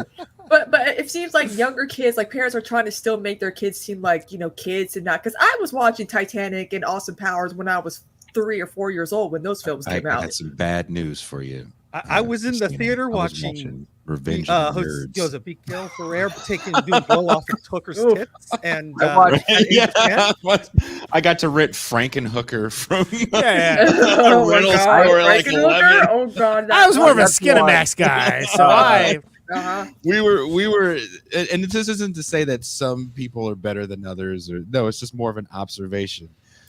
It was the latchkey. They were different times, man. Like the latch was really like, look, we're gonna put you in front of a television. It took 15 minutes to download a tit on dial-up. Oh, dude, it was. I'm not even. That's not an exaggeration, by the way. It really did. Like I can't wait to see the nipple. Time and the helicopter parenting that we see post 90s is very different than the. You'll just put them in front of the TV. There's cartoons on. It's like cartoons are going to stop at 5. I'm going to be watching. Yeah, what do they watch after that? I got to watch Revenge of the Nerds as a young teenager because my brother made friends with a kid whose dad was one of the nerds in the movie. No way! Which one? Yeah, he was one of the background ones, but you can like find it. He's deceased now, unfortunately. Wow. But you can see pictures of him in the background. So he I was interested in film as a kid, and like we were always talking about movies. And this guy that was like my brother's friend, or my little brother's friend's dad, was like, I was in a movie once, Revenge of the Nerds, and so we got to watch. I mean, I think at one point my dad was like, "All right, that's enough. Go upstairs. I'm finishing this downstairs." And that is not what my father said to me at all. Likewise. I think I made it like almost. I think I made it at least like over an hour into it as a kid. Yeah. Like. You know what's funny too is that when they did like these articles about like sex not being needed, and they always show Oppenheimer. I'm like, Poor Things is right there too, because people still talk shit about Poor Things. They're like, oh my God, it's the funniest movie about that it is not about sex but involves sex, but it's kind of about sex. Like in the last 20 years. Yeah, it's just so funny because I'm like, because there just aren't sex comedies anymore. It's just not a thing that happens. No, you get the ski schools and all those. It's a wacky romp. Yeah. Oh my goodness. The whole thing about It's Always Sunny in Philadelphia episode. Yes, is pretty great. Yes, episode about like those ski movies. It was Christopher Nolan first sex scene, and they made like a big deal about like this is Christopher Nolan's first sex scene. So people finally like watched it and got mad It's like, about it. You know what I mean? It's Is like, it though? Is it? I guess. Yeah. But Jason, I know you gotta head out and do your own show, and then cross stream with us and compete, which I hate. Look, these things are on the internet, and people have more than enough time to go back and watch them. And if you're watching this, you can stay watching this. My feelings will not be hurt if you don't follow me to my stream. If you leave our stream, my feelings will be hurt. So. That's a lie. That is a lie. I actually told him before I go. I met someone in Mexico that lives in Mexico that knows you. Oh. That you were a point. We were talking about people that we knew in the Bay Area, and the first name that came up was yours. That's right. John is his name. He was in a band called Sweep the Leg Johnny. Sweep the Leg Johnny, amazing band. Yeah, you just made that shit up. You don't remember that? No, Steve Sostak, the singer and guitar player, he committed suicide last year. It was really horrible. Yeah, really one of the best goddamn live bands of the early 2000s. They were so good, and like also one of the only bands that integrated saxophone into like weird, heavy, like kind of No Means No style. Like, oh hell yeah! They were so good, so good. Yeah, we met at a free punk show in this mall. He's in San Diego, I think, if I remember correctly. Right? No, he's in TJ. Oh really? Okay. Yeah, he works in San Diego. Look, this is an off-air conversation, but. Well, we're playing San Diego next month, so I've got a vested interest. Oh, he'll come up. That's that dude is awesome. He's actually been in other bands as well that are also rad. But like, yeah, Sweep Like Johnny's the big one, and Steve Sostek dying that was a rough hit to the community. So, but that's how much of a celebrity you are, Conan. That I can meet someone randomly in a mall in Tijuana and mention your name, and all of a sudden, eyes get as big as Oreo cookies. Oh, Conan. Oh, Conan. I cannot deposit that into the bank, but I'll appreciate it nonetheless. You know El Conan. But happy 30th birthday. Yeah, 2 days. This is the. That's right. I should have dominated the conversation on that and been like. I just celebrated my 47th. My daughter just celebrated her 26th, and I'll be going to the Bay Area to hang out with my son celebrating his 6th. Damn. August is a busy time for me. I'm giving you a virtual like everybody's birthday is in August. Like not everybody cool. August to October, it seems. Everybody cool. I keep seeing not everyone, but like I keep seeing like so many people on Facebook being like, "Oh, my birthday is today," or "My birthday is next week," or like, you know what I mean? Like I feel like more people than usual. I don't know. Maybe Bill Clinton has the same birthday as me, August 19th. I have Michael Jackson, the 29th. Michael Jackson was born that day. Oh wow, hee. Happy birthday! My birthday. That was the first thing he said. He said hee. Yeah, I mean my birthday. People are saying this more and more. Can you guys stop interrupting, Kristina, please? Thank you. Eleanor Roosevelt. Eleanor Roosevelt. Yeah, and Cardi B. I Eleanor Roosevelt. I think Cardi B. December 5th. Mine's I'm Tim Midget and of Silkworm and Walt Disney. So there you go. Sorry, Jason. All right. Yeah. Take care. All right. He's gone. My birthday is the same day as Michael Jackson's, and my brother's birthday is the same day as Elvis. January 8th. Legends. So I'd be like, he's the king of rock and roll, and I'm the king of pop. He's white. I got. He's actually not. He's actually. So we went to Mexico when I was a kid, and the border fucking guard stopped us. Stopped my brother because my brother is a lot darker than I am, Italian dark. So yeah, he's white. But but they thought that it was a kid that my parents were stealing from Mexico. So the fucking border guard goes. So my brother was carrying a piñata, which I think is another reason why they thought he was like. But they go. What's this called? What's this called? And my brother just doesn't answer. He has like these big wide eyes as a kid, and they're like, "What's this called?" And they're pointing at the fucking piñata, and then he starts crying and he goes, "I don't remember the name." And they're like, "All right, that's an American kid. Go over the border." God damn. But I have Verhoeven clips. Lay it on me. Or as he would say, clips. You know, Can I say real quick, personal story? Rewatched this last night with Lindsay, who had seen it but not seen it in a long time. Of course, we have seen the classic because of this show and this show only, RoboDoc film about RoboCop, the documentary, where you see Paul Verhoeven say, "More blood, more blood." At that time, as a pull quote, and then like I mentioned right before the attack of the Mormon outpost, right? That like it's like, oh yeah, it's a Verhoeven movie. She's like, and she goes, "More blood, more blood," which is what she maybe gets. one of the best quotes ever, and it was indeed delivered. Yes, it's like another thing to fucking I guess bring up that we haven't talked about at all in this, and probably on purpose, but the movie that he did obviously before this was Showgirls 2 years before. Yep. And like so he's coming off of the debacle, I guess, that was the rollout of Showgirls, and then going right into Starship Troopers. It was in general by certainly by American critics, but later in Europe was the same situation.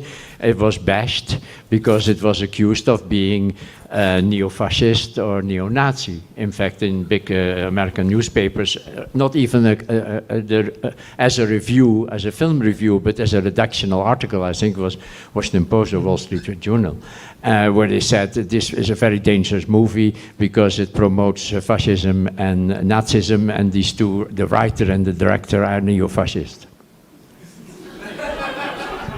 And that was, let's say, I thought that there was perhaps an American overreaction. But when I went to Europe with Casper, we went to all the European countries, but especially the countries that had been fascist. Italy and Germany hated the movie. The press did. Yeah, they were really, really attacking it left, right, and center. So it was perhaps a general, let's say, a rejection of the movie. And I think what the critics at that time absolutely did not see, that there was a double narrative, isn't it? There is a narrative really which is saying these are wonderful guys and they fight for their country and they are really heroes and they're supporting each other and they're wonderful and they go to win. And it is one of the last things of the movie is saying they'll fight and they will win, basically. And so that element was coming, of course, of the original novel by Robert Heinlein. So it was not something we invented. We took that from the novel. That was the first narrative.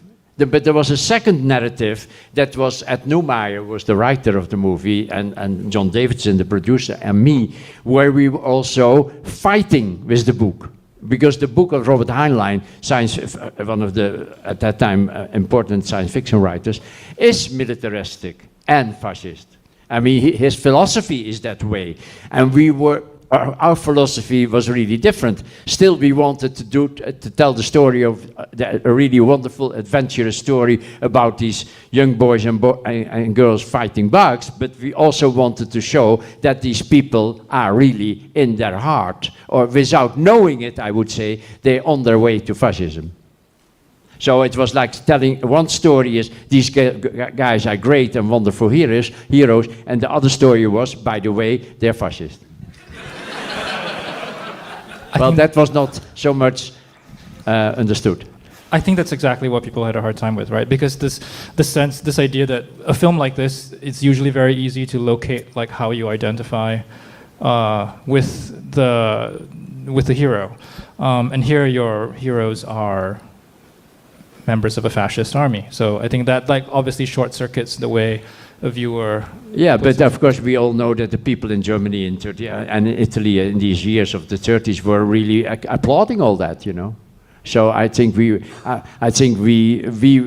wrote, let's say, one narrative that basically was saying yes to it, and another narrative saying, yeah, but it's not, but realize what you're admiring. And I think that was extremely unusual, of course, to do that. I mean, it still is. I think to have a narrative where you say, where you seduce, by purpose, of course, where you seduce the audience to go with your heroes. and then basically subtly showed the audience that what you have been admiring is perhaps really something okay. It might be evil. That's right. By the way, it's RoboDoc, The Creation of RoboCop is the documentary. I think I said something different. And I feel like that's one reason why like the absence of the mech suit kind of thing works here. It would have been a distraction, sure, absolutely. But also it kind of gave you a proto version of what happened in the Iraq War, where we were sending people off without enough armor. And this was too early for that. Yeah, that is not enough armor to be wearing fighting bugs because you're easily getting like ripped apart. Because they were literally like skimping on the armor because it made more profit for them. Yes. My point. When's Adam McKay coming on, Kristina? Email him again. It's fine. It's fine. Don't. Yes. I'm just being an ass. It took him like a month for him to respond to my message on Twitter. So like, maybe you heard our Don't Look Up episode. Yeah, he still engages with me on Twitter. It'll be fine. You're innocent. You weren't on what I'm that. trying to say about the mech suit, right? Since this is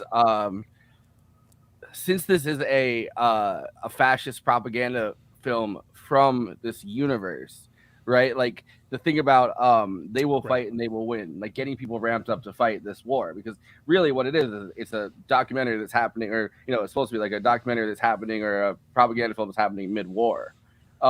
So including the mech suit would have saying like, oh well, we have this military technology that's helping us to fight the war. Sometimes they do that, but it also kind of destroys the narrative of like, oh, our brave boys are like like going either to Clandathu or to Planet P or whatever it is, right? Like, and they're barely wearing anything, and they're able to, subdue these bugs. And they're not always able to, but it kind of destroys the narrative that a fascist society would probably be trying to tell about itself.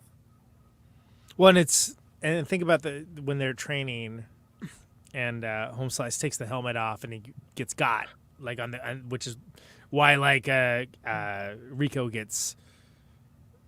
Well, he gets relieved of command, but he like is quitting the military until Buenos Aires gets like destroyed, right? But it's the idea is there's always these ideas that we send these people off to war, but we don't give them what they need to protect themselves, right? This is not a new concept, at all. But but that's the thing, and that's something where. I don't know. Like we have a lot of things in culture that are about the Iraq War, but the crazy thing about like this is like it's one of the best movies about the Iraq War that's like before the Iraq War. Yeah, it's post first Iraq War. Yeah, it's post. Which was nothing like that. Gulf War. But Three Gulf Kings War is the best movie about that, by the way, in case anyone's wondering. Thank you. Gulf War though, like it is the first time that you have this massive like 24-hour CNN coverage going on of like a military operation like that, right? Like CNN kind of made its bones as a 24-hour news network covering the Gulf War, and this movie kind of does a good job as showing you like TV programming from a world that is in this fucking fascist moment, like the U.S. being completely fully far gone into this jingoistic haze of like with the one world government, which is kind of funny because I thought libertarians usually hate that, but like this jingoistic kind of we're the human race, rah rah rah attitude that you usually see from nation states when they go to war with other nation states. But you have it in the same kind of like you're watching TV programming the whole time, and I like it here, and I like it in RoboCop. Like both movies do a really good job, kind of showing you this world that they're presciently kind of pointing out, and also being like, and here's what else is on TV, and it's always something insane, like the fucking Nukem game in RoboCop, like. Right. Well, I mean, because that's repeated themes, right? But like the whole propaganda video thing, propaganda commercials. I don't know what we're calling them, but I mean, it's right down the line from what he was doing, like within RoboCop. Like it's the kindergartners like stomping the cockroaches. It's like, oh no. With the addition of both like this 24-hour kind of coverage as it happens kind of thing, but also with the internet as like a the early version of the internet. Like every time it's would you like to know more? Like it's it's an early fucking computer. Like, well, and oh my god, like it's like what ChatGPT asks us all the time, right? You know, like Would you like to know more? Would you like to know more? Oh god. Again, it's prescient, and these are things that like. There's a lot of cool stuff in the book Starship Troopers, which I do like, but that's all the Verhoeven movie. This is all like the script that they put together. This is all here that like. There's very few movies. Philip K. Dick consistently got it right. Philip K. Dick probably has the best hit ratio of any sci-fi author for like figuring out like what stuff would look like. You know, and there's a certain degree of you have. Other sci-fi authors that like figured out certain aspects of certain things. Look, even like Brave New World, Huxley, right? Like the idea of like it's not Big Brother's watching you, it's you're watching Big Brother. We're talking about Soma. That's like what we're all doing all the time, always. But Starship Troopers has FBI agent. Yeah, Starship Troopers has a very specific. The movie I'm talking about has a very specific beat that is like. This is the propaganda you're exposed to literally all the time. That like it's literally our life. It's like we are prompted to do it by Verhoeven did do Benedetta, yeah. Benedetta. And so have we. Yes. We did do that episode. Verhoeven did Benedetta. Oh, okay. It's the first one you heard. Okay. Well, I have a question. From the Sexy Nun canon, one of the best ones, in my opinion. This was a question multiple times, though. Is it possible to make satires like this again? Let's hear what Kristina's got to say, and then we'll address that. I was going to address that, too. I feel like, maybe not exactly Star Troopers, but, making satire about fascism is something that's happened even before this film, and it's not. Sure, it's never going to stop. What are we just keep... the great dictator? Yeah, it's over 100 years old. Also, I will say this: if you're a Philip K. Dick fan, you are technically a dickhead. That's what his fans are called. That's true. Fair. Yeah. Mean but fair. But like I think that. Benedetta was your first episode? That's so weird to me. Okay, but anyway, it's fine. Like, I mean, Verhoeven's Verhoeven. Verhoeven is a talented filmmaker that does cool stuff with the material, right? And I think that those three, in the way that, like Ridley Scott, in my mind, has made 3 amazing movies. And he's made a bunch of other movies, too, but he made 3 amazing movies. Yeah. He's made a lot of mid-movies, too. But, you got Alien... You got Blade Runner. Yep. And you got Thelma and Louise. That really came out of left field. When I found out that he directed that one, I was like, what? So, but like Verhoeven, like you got RoboCop, again, number 4, number 5 of my all-time movies, right? And you got Starship Troopers, and you also got Total Recall. Great. Which great. He kind of, I don't think Verhoeven wasn't the first director chosen for Total Recall. Like, oh no, it wasn't even his thing. But the first director for this movie. Yeah, but what I'm saying is, he wasn't the, but he does a lot with it because we can remember for a wholesale, right? Like the Philip K. Dick, I guess novelette. No, not even a novel. Short story. Novelette. It's about 30 pages. Yeah, I've read it. But novelette is, I guess, the technical term. But it allows for a lot of extrapolation because it is a novelette, is what I was going to say. Because it is, relatively short. So that's a good example of just like Shawshank Redemption for Stephen King, right? Amazing movie, and it extrapolates on things. It changes a couple things, but it becomes Stand By Me, great, basically all of different seasons except Rat People. Poor little laugh, Rat People, but. Yeah. Thank you. Poor little law for apt people, everybody. Thank you. I'm pretty sure. I'm pretty sure if I remember correctly, we can remember. Not a great movie. The audiobook version or whatever is I think 2.5 hours. It's a very easily digestible thing. But that leaves a lot of room for extrapolation, and I think that. But the usage of using Arnold Schwarzenegger and Sharon Stone. Right, there are things that Verhoeven is as someone that is an academic and a populist at the same time. I'm envious of it because he's able to put these things together that oh no, it's able to hit on a greater level in a populist fashion, because of these stars that he's putting in together and putting in these ways that are working with the politics of the time, and he's very aware of all of that. And the dude is mad smart. He's just not. He's not a dummy. You know what I mean? And there's so many people. It's like I love their movies, but like, yeah, you know, like maybe that's where that I wouldn't necessarily want to hang out. And like he might be a kind of adult conversationalist, and that's fine.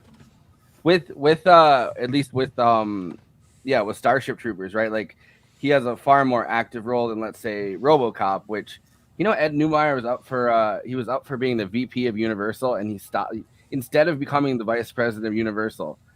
He decided to write RoboCop. That's how passionate about it he was. So he was like, "Oh, I want to be a screenwriter rather than like." He wrote a timeless piece of art. So yeah, he was an executive for the longest time, and but he also wrote this.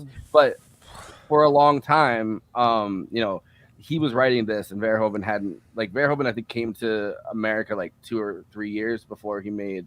Like he came during the '80s to America after, you know. Yeah. Being a long-standing Dutch filmmaker, and so he didn't have a lot of like input at first, at least with the RoboCop script. But this script, he and Ed Neumeier worked on it together, and they were just sitting like side by side, thinking of like he didn't even actually read the entirety of the the original book. Yeah, he felt sick to his stomach because, like, literally the first couple chapters, it's like basically, you know, Johnny Rico is doing like all the war crimes. He's like one man Israel, killing everybody, burning down churches with people in it. It's horrifying. So he and Ed Neumeier would bounce to all these. It's a big Kosovo energy. Yeah. There's a lot of like internecine, like foreign entanglements that we had that people are like, huh? Now it's like, oh yeah, no, that was the thing. Yeah, we spent a lot of research on that. Yeah. Well, I mean, part of it is like the ramp down of, nobody pays attention to it at this point, but like the ramp down of the Cold War and like the breakup of Yugoslavia, right? Like that's a big part of that's exactly it's exactly yeah. I mean, like that's you know, look. It's what it's like loose ends. It's like loose ends of you know, this long-standing thing. You want to talk about the Albanian genocide? Let's go. Let's roll, baby. I mean, like, but it's also never like, again, right? There is a ongoing direct democracy proposition about reparations for the Albanian genocide that shows up in the California voting rules every year or two, because there's an ongoing battle about it in California, specifically about the humanitarian war that you know, murder, rape, arson, Yugoslavian troops basically doing what we can only presume Russian troops are doing to you know, all of whatever. Anyway, you know what? Doesn't matter. Yeah. Okay. Yep. What Russian troops have done to Ukrainians, Chechens, like I was gonna say, I was literally about to say everybody in their entire history as a nation, but you know, I was like, you know what? I'm not gonna do it. Yeah, they're consistent. It's just always funny. I hate the term "never again" because it only applies to like what Hitler did. I'm like, never again should mean never again, regard like any genocide, any apartheid. Yeah. That's what it should mean. Never again only applies to conflicts we're on the other side of, right? Like anytime there's something that happens with an ally, we're like, look, it's the technical definition of the term. Okay, so if I may. Which is why this movie is so brilliant, because like this movie introduces a antagonist that is the other, the quintessential other. They're insects. They're not like us. They're here to destroy us. They're here to destroy our way of life. They're here to, and like why? Because that's what they do. It's the best analog for war, because this is about like, what is it like to be jingoist? What is it like to be nationalist? What is it like to be so moved by your desire for the idea of the commons to be weaponized as a weapon of war? Yeah, but I think also I'm assuming it's in the original novel too. But like the thing is that as the human race expanded to planet after planet after planet, somehow like the subtext is like we disturbed the bugs living environment, right? Like their natural ecosystem. It's really like no, just in the book, there's actually 2 alien races that they have, and the bugs have like spaceships and laser guns, and there's a lot more. One of them equal... is the skinnies, right? Is one of them, and then the skinnies is the one you see them do all the war crimes to at the beginning of the book. Yeah.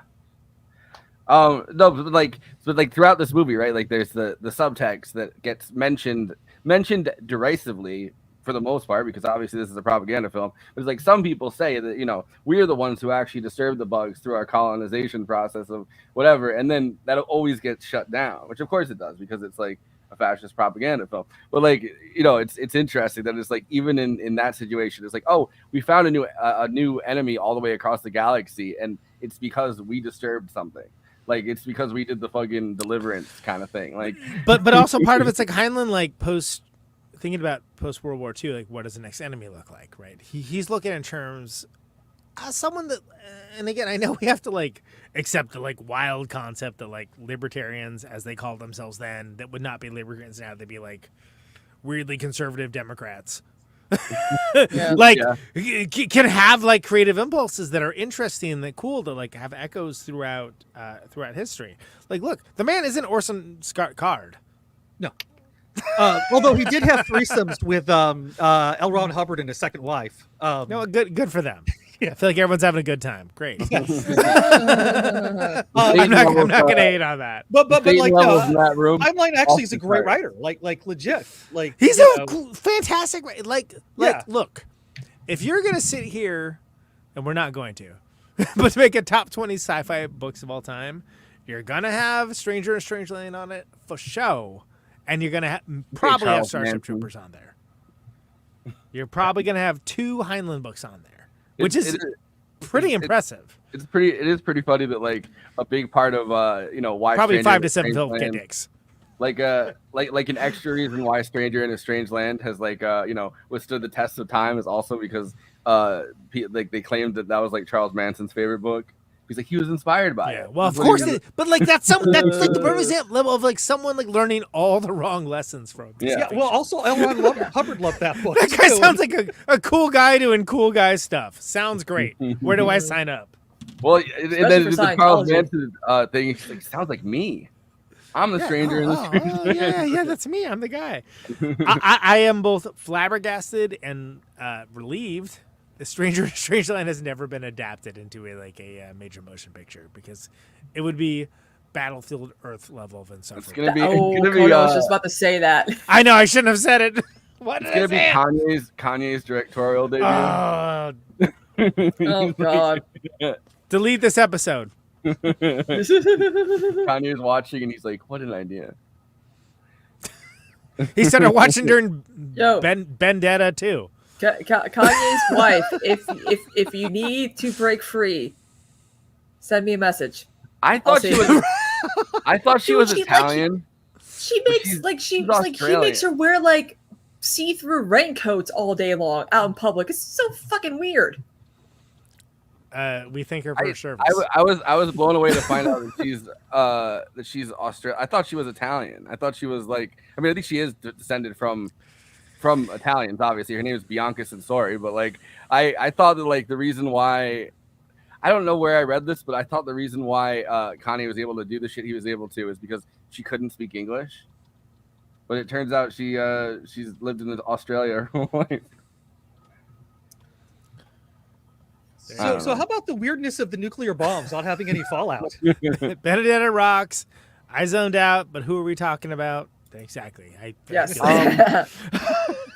I see. The thing is though that at this time, right, the excuse that they were making for continuing the test is, we're almost at the point where we can make nukes that have no fallout. Like that was there. Right. The main thing is that the fallout from the nuke when you drop it is what people were getting upset. Which is one of the weirdest things. Like in the movie, watching it last night, this is maybe the first time I thought about it. Where they're so the brain bug captures Denise Richards and the other dude, and kills the other dude and Denise Richards.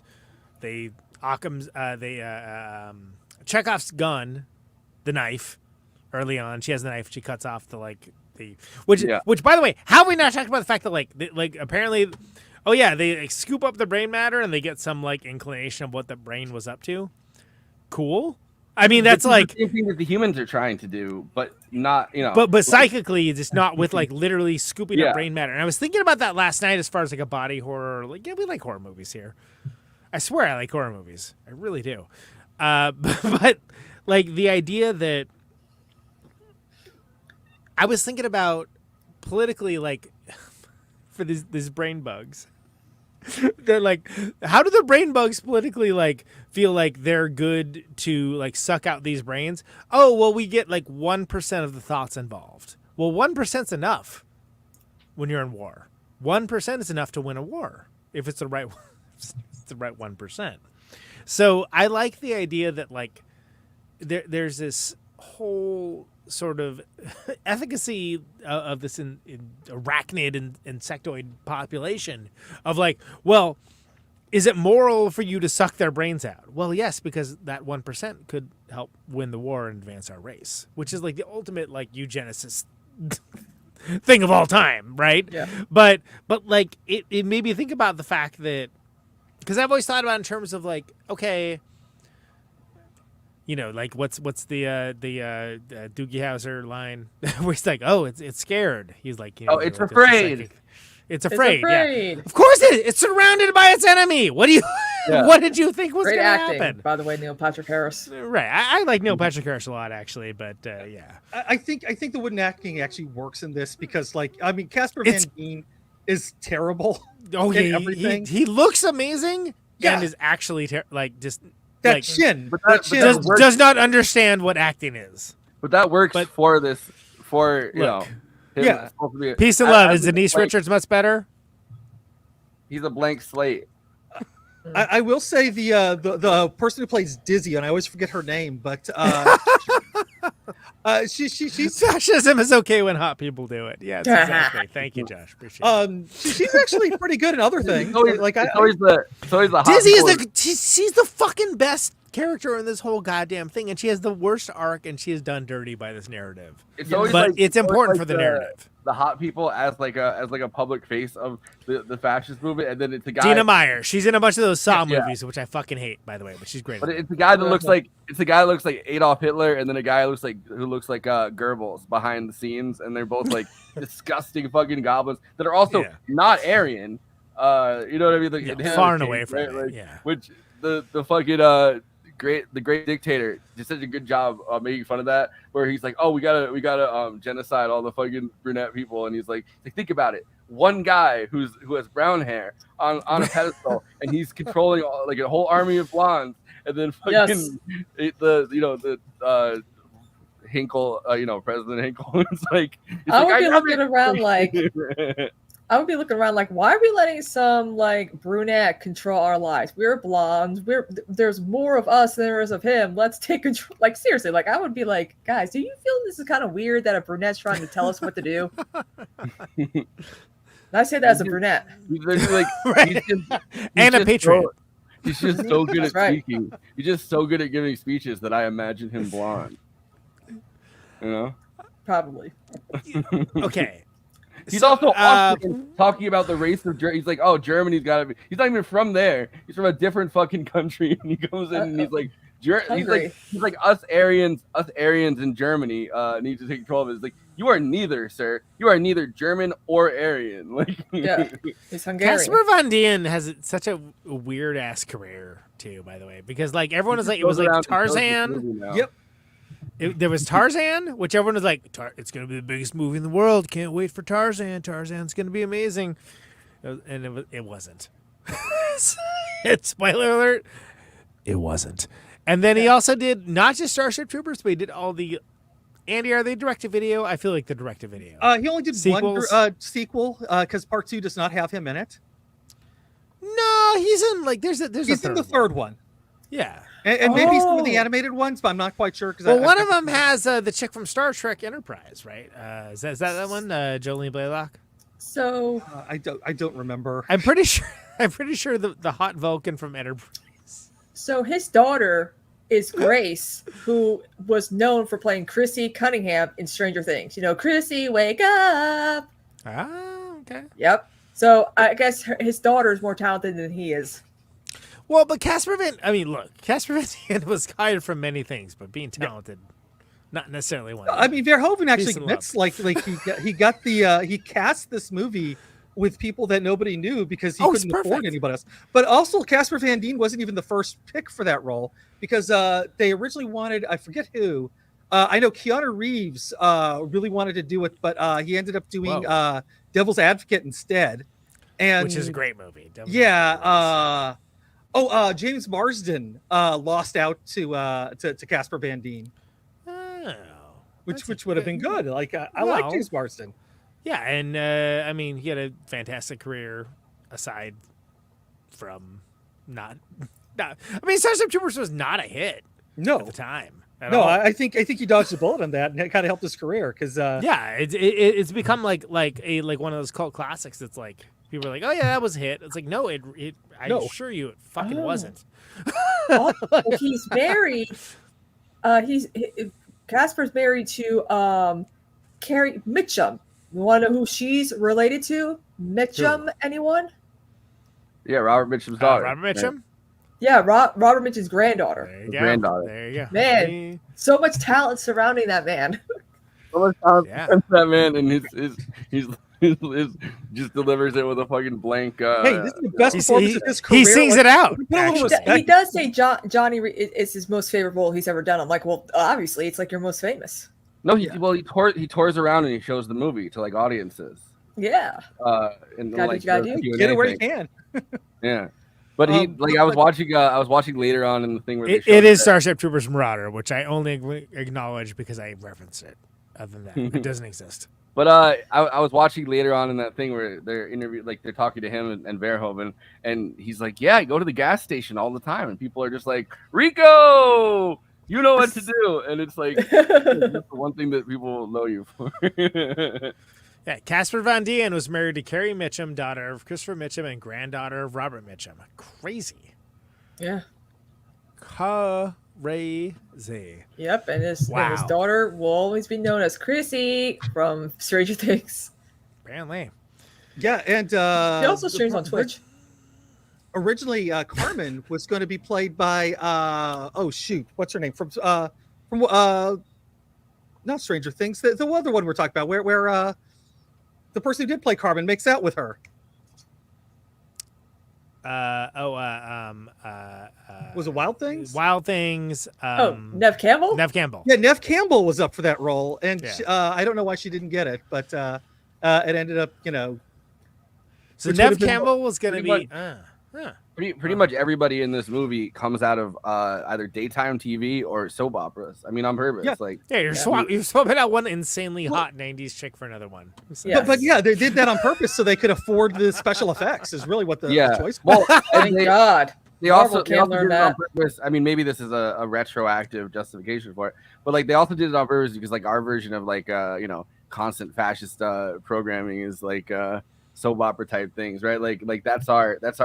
You get a fucking nonstop drum of that on TV, and this is what would be a nonstop drum of TV in this universe, in this hyper-fascist universe. And like the people on it are always very good looking. They're always very young. Even sometimes they're playing multiple members of the same family. Yeah, exactly. Twins. Yeah, twins are cousins. Sometimes they come even back in Twin Peaks. One of my favorite things about Twin Peaks, like. Fucking, you have Laura Palmer's cousin show up. Great, amazing. If you haven't seen my Facebook post about one of my favorite actresses being fired from General Hospital, oh my God, it's I'm not happy. So real quick before we move on. Wait, the last thing about what I was saying, like the soap opera thing, it's also it's like our version of like the TV era's version of like character actors in a way. It's people that you're like, oh, I know them from this or that or something else, but it's like, it's like you don't necessarily like. It's not like a lot of like everybody in fucking soap operas becomes like a marquee name, right? Like John Stamos does. That's about it. Well, I mean, you had Wesley Snipes was on All My Children. Oh, Ray Liotta was also on Another World. I mean, you got George Clooney doing the ER. He did like what the yeah.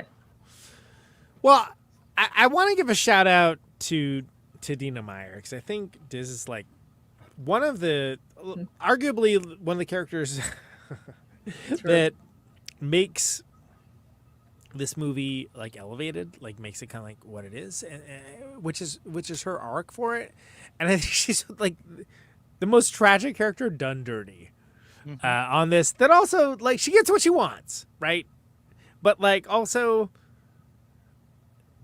the arc of having seen this multiple times over the years and being like, look, Denise Richards is wild hot. I get it. But like it's an entry into the she's just not that into you canon of films. Yeah. Well, she's unattainably hot. Like that's the, you know. Yeah, and just like you have like this chick who's like, first of all, smarter. Secondly, way more badass and like totally awesome and like willing to like literally like risk her life on an alien planet that everybody is gonna die at to be around you, and you're like acting as if like she ain't shit, and it takes this weird Michael Ironside's we drop shipped a violin and a bunch of alcohol, so that everybody can have a good time. And I play hard. And I was like, that involves a fiddle. Like, I mean, like it's great. They did get a setup that Ace plays the fiddle. Like Gary Busey's son totally plays the fiddle. Great, yeah, but awesome. He plays the fiddle, but what he plays on the fiddle is Dixie. Like the one song from our universe that you hear is the fucking Confederate Confederate anthem. So this time of the like 6 or 7 times I've seen this movie, I was thinking about in terms of like, wow, how crazy is it culturally? That's what's clearly in vogue enough that like it's a cool thing to like dance to and or make out and have sex to. Amazing. Like, I mean, that's again a perfect example of why this works on multiple levels as a satire, and predictive of the fact that like even everybody likes to talk about the Mazzy Star scene, right?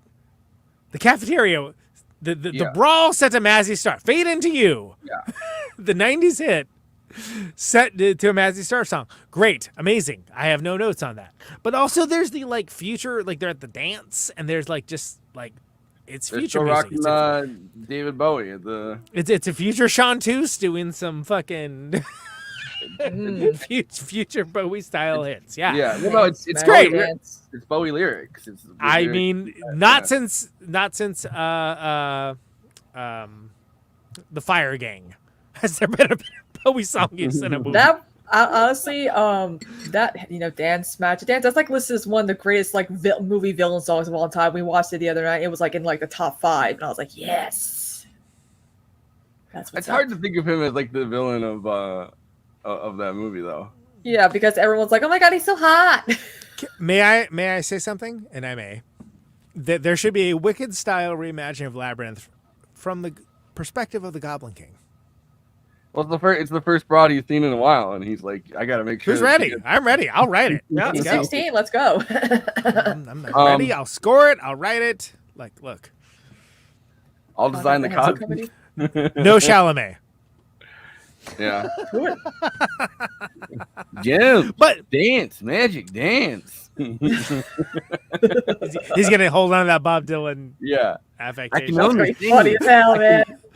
I can only sing like this. You're like, all right, I guess. Oh, it's like we gotta hunt down this dialect coach. Yeah, give him some rough justice. There's one dialect coach, and he's only 2 fucking clients are Channing Tatum and Timothy Chalamet.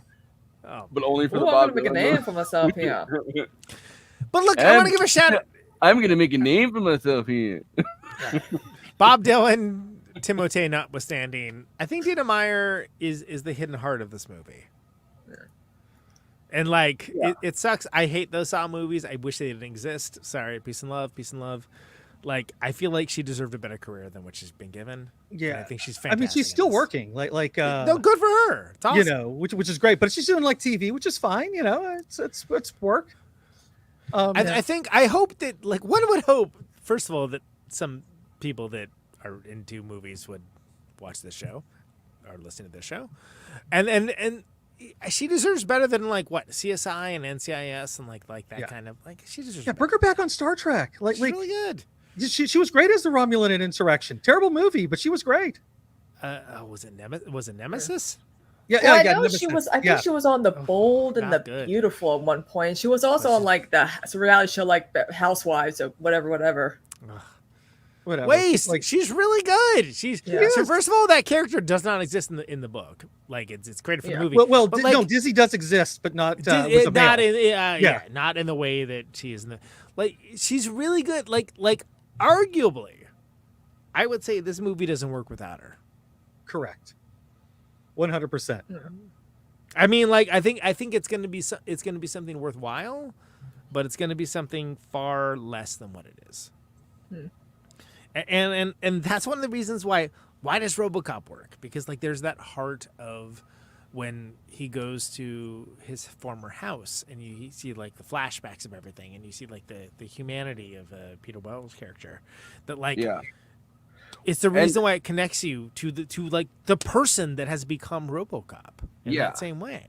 She's the only person that has any human emotion or desire within this entire movie. Like everybody else in this entire thing is like a blank slate, pretty much, that you're kind of either a blank slate that's so wrapped up in like jingoistic militaristic fascist ideology that like, you know, like, I mean, I guess you could see the way that fucking Rico pines after Denise Richards, but even then you never feel like there's not like a human connection between the two things. It's just a girl that he wants, and then he's like, oh, I'll follow her into the military. And then, you know, he gets swept up in that same thing. The only character that I feel like throughout this movie has any real human emotion at all, or any human motivations at all, besides like things that are guided by, you know, ribald ideology or whatever, like deeply, like it's almost like the ideology is the sex for them in itself, right? Like they're so caught up with it that it's like fully taken over. The only person who feels like they have any kind of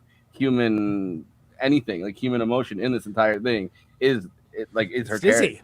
character. Yeah, it's Dizzy Flores. Like she's like, this movie does not work without Dizzy Flores. the bugs are more fucking human than a lot of the Well, and it's like it's the reason why it works as like a parody of like fascistic propaganda is that like if you didn't have that as a counterpoint, if you didn't have that as like to have like real human stakes with it, who gives a shit? Yeah. It's pantomime, you know? And like, arguably, it's Shine Theory, right? Like, she is great. she is great, and by extension, Jenny, I love you. She makes Casper Van Dien look great. She makes Denise Richards look great. She makes Neil Patrick Harris looks great. I mean, like, if your name isn't Clancy Brown, you're being done a favor by Dina Meyer being in this movie. She's fucking I fantastic. can't wait to see him in the Penguin show. I think Michael Ironside kills it as like a Michael Ironside's fucking incredible. And by the way, homie from Breaking Bad, what's his name? Dean Norris is in there. Dean Norris, also great. Like all of the like staunch military dudes. Do you remember when Dean Norris? Do you remember when Dean Norris was trying to look up porn on Twitter, and instead of getting any porn, he typed in sex gifts and then hit most sweet. It only made me like him more. I'm like, that guy just became way cooler in my mind. Like fucking cool. I'm gonna look up some. Can you imagine what the Golden Girls would look like in this universe with Rue McClanahan? It's like Rue McClanahan is in this film, and I somehow forgot that she's the biology teacher. And I was like, how is there a Golden Girl in this? And I've seen this movie, I don't know, let's charitably say half a dozen times. Then I'm like, holy shit, that's Rue McClanahan. Yeah. I like that they take the you know, like it's a big thing from the 90s and the 80s especially, right? Like the things on TV that are like the call-in that you're like I'm a psychic. Like what's her name? The Jamaican lady that was like the fake Miss psychic. Claire. Yeah, like that kind of thing. But in this world, it like there actually are like the next form of human evolution or whatever it is that psychic power, or at least that's what they're telling themselves in this, you know, in this ideologically spring, which has a nice rhyme to Ghostbusters, right? Like that's like like the car thing, which. But I like that. I don't want to get any Ghostbusters discourse, but like I think it's well done. And I like that they still have that kind of like, if you think you're psychic, maybe you are, and it's like this third eye or whatever. Like, and it's like an infomercial style presentation to it. Sure, yeah, absolutely. I mean, it's Like, look, I'm the one dragging this out. Dien Meier's awesome. I honestly think she's due for a resurgence. Dien Meyer, come on the show. Like, I mean, she's great in this. Like not good, great. And this is a movie that gets by. It's the one death that you actually feel like you're like, fuck. Yeah, because like I mean, Seth Gillum, who's also in this movie, who went on to have some great roles and is a great actor. Father Gabriel. Yeah, and he's also in The Wire. oh yeah. Yeah, he's I mean, he doesn't have anything to really work with, so like I'm not mad about that. but like whenever he dies in there, you don't really feel it the same way as when Dizzy dies. He's only really there to go Rich Sex Roughnecks, and then to go Rico's Roughnecks, which is great. I mean, like, no part of that isn't awesome, to be clear. But yeah, you're not wrong. I mean, ironically, kind of like a similar thing to The Wire. It's like this same like the cycle of violence is never ending. It just kind of has a different face to it by the end of it. So it's like, they can seamlessly have Rico replace his fucking instructor with the same exact speech that he gives, where he's like, I only have one rule. Everybody fights, nobody quit. And if you do quit, I'll shoot you myself. And that classic little thing, he just verbatim says it, which is the only kind of point to a character like Rico. Like he has no ability to think for himself. He has no ability to he can learn, but he only kind of learns the same words or the same ideological position that he's like taught. Like he doesn't never in this movie. Well, that's the military. The military is not like a bastion for free thinking. Of course, but I'm saying never in this. He's always acting on forces other than himself, or following forces other than himself. He likes his teacher. He joined, and Denise Richards joins the military. He joins the military. Then he's told what to do, and he thrives being told what to do because he has no fucking ideological. Yeah, and the best line about that though is when he's just like, should I join the military? And he goes, do your own research, kid. Yeah, right. I know, yeah, but like the key element of that aspect of this movie to me is your own research, kid. It's you're it until you're dead, or I find someone better. Yeah. Right. But then he says it as a subservient line too, where he's like, well, because it's the line that like it's just pass forward, right? And and that's so it's heartbreaking, but it's also like perfectly indicative of like what this is like. It's not lampooning because there isn't like that level of levity to it, but it's bringing something forward that is a very real thing and putting on display. Anyway, whatever. This is. I'll save it for my my blog. But Letterboxd is a social media site. Exactly. That's why I should change my fucking thing too. Letterboxd is a social media site for film lovers to talk with and to each other about the movies that they love. Maybe the movies that they didn't love. Maybe the movies that they just now discovered are a social satire. Or movies that fascist plants their oriented. Look, everybody gets to have their say. It's a bottom-up democracy. Everyone gets to chime in and opine about the movies they love. And everybody should do that succinctly because it makes my life easier. Collecting everything for this bit. This is the bit where I collect all of the short, succinct reviews of this movie for us to put on screen and react to. These are Letterboxd one-liners for Starship Troopers. Let's roll them. Starship Troopers is quite possibly the most brilliant movie, disguised as a dumb movie, ever made. Yeah. God, he even has his dad's teeth in that photo. Well, he does in every movie too, because they're in his mouth. I feel like it is today's version. It was like, oh, you can't make this. I feel like The Boys is kind of in the same way, right? Like diagnosing fascism in our society, and it's funny to see people not understand that Homelander is the bad guy, and to have them not understand that the people in this movie are the bad guys until too late, and then they're like, wow, this movie, it's a neo-Nazi movie, but like it feels like the same kind of like you still can make satire about how fascism ramps up in American society. It's just different formats. There was a lot of questions in our chat along the lines of, could you make this movie today? And not really, not in the way that he did it. I mean, like, you can, but like it wouldn't hit the same. It wouldn't hit the way of the monoculture, in the way that, to be clear, this did not hit in the monoculture until literally years later. Like, you would not be given this kind of budget to do that. It's hard also to imagine, like, it'd be A24. Right? It's hard to imagine a movie where like the fascism is the society rather than like a single, like embodied in a single person, right? Like this movie is fascism as society rather than like fascism as Trump or fascism as Homelander or fascism as, you know, any like a Hitlerite figure. Everybody is. That's why. Yeah. That's why Verhoeven's making sexy nun movies instead of doing this stuff, because it's like, you know, what are you gonna do? Thank you. The beautiful thing about this film is that it kicks ass when you're 10 and when in your 30s for the same and completely different reasons. I rented this at a video store when I was in middle school, not knowing what Starship Troopers was, and I vividly remember, like, I don't remember if I watched the whole 2 hours at this point, but I vividly remember the bugs getting dissected and being like, "What the fuck did I rent?" Like, that was you were fine to it up till then, huh? Yeah. Lol, when this one guy thinks he can take down Clancy Brown.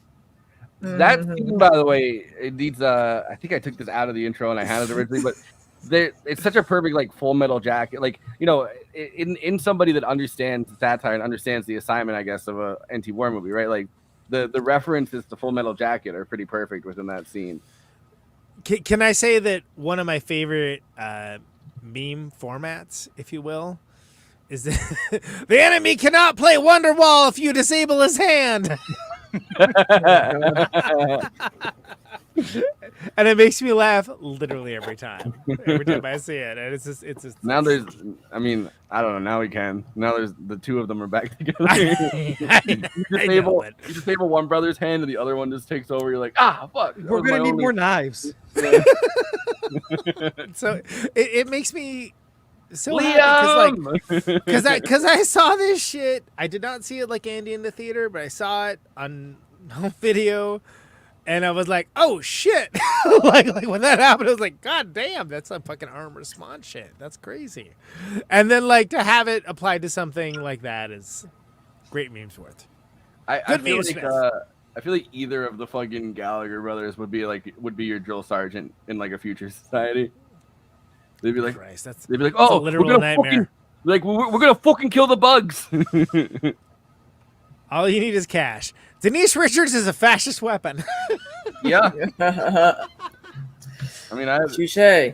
I'd follow her to the military. I ain't no simp. He gets to be safe on a plane, and then he gets put into the charnel house. Like, this is her best role, where she's at her hottest. And like, Wild Things is Wild Things. Don't get me wrong. I'm not hating, but yeah, great. I don't know if they were. This is Kev, by the way. Kev Sandazer Boncast host with Mackenzie. Yeah, Kev's great. I want to have him on the show. I don't know if they were. I don't know if they met on set, but she was Denise Richards before she was married to Charlie Sheen. After this movie, or around the time of this movie, was dating Patrick Muldoon, the guy that plays. Oh, that's right. Who plays the fucking Chad dude and who apparently does not age. Like, you can see pictures. Like, he looks exactly the same. Yeah. Honestly, goals. He's also a musician now, and like he's branched out. I don't like him anymore. A fascist propaganda video that is so effective and well made that a bunch of people are convinced it's not that.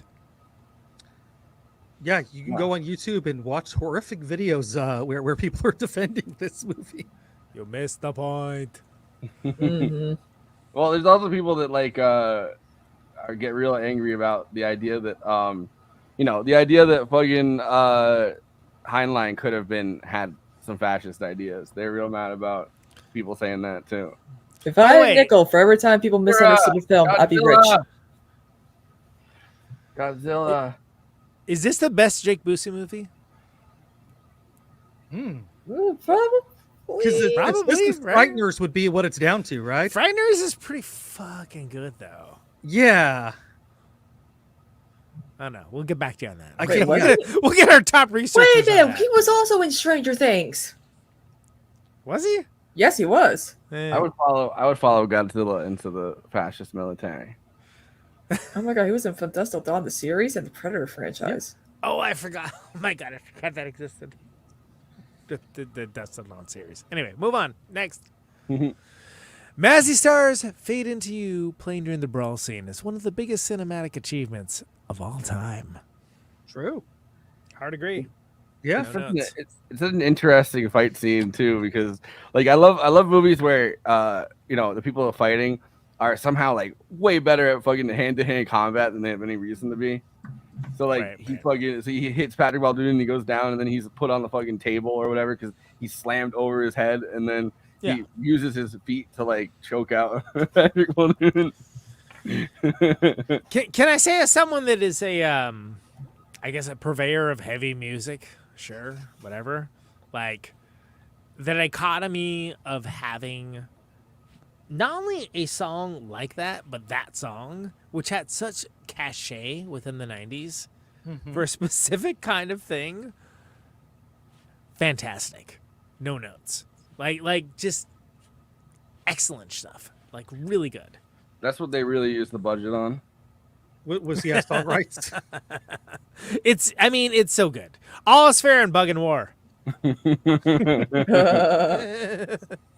only good bug is a dead bug. Like Only literally good throughout thing this is whole this. thing, every time they say bug, you could just replace it with jihadi, terrorist, Arab, Palestinian, whatever. Yeah, like literally It's all any good. Hamas. That's why it's unfortunately timeless. Yeah. Doing that. Wait, Heinlein was doing that unironically. That's the thing. Like, this is the crazy part about it. Fuck them bugs. Me and my homies hate bugs. Written by one of the kids that stomps the bugs out. Exactly.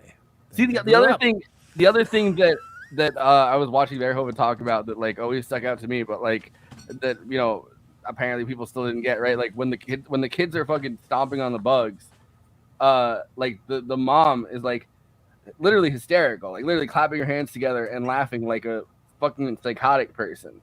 And it's like if you don't get that, like that is a perfect like satire of jingoism as like a as like an all-encompassing ideology. Like I don't know what to tell you.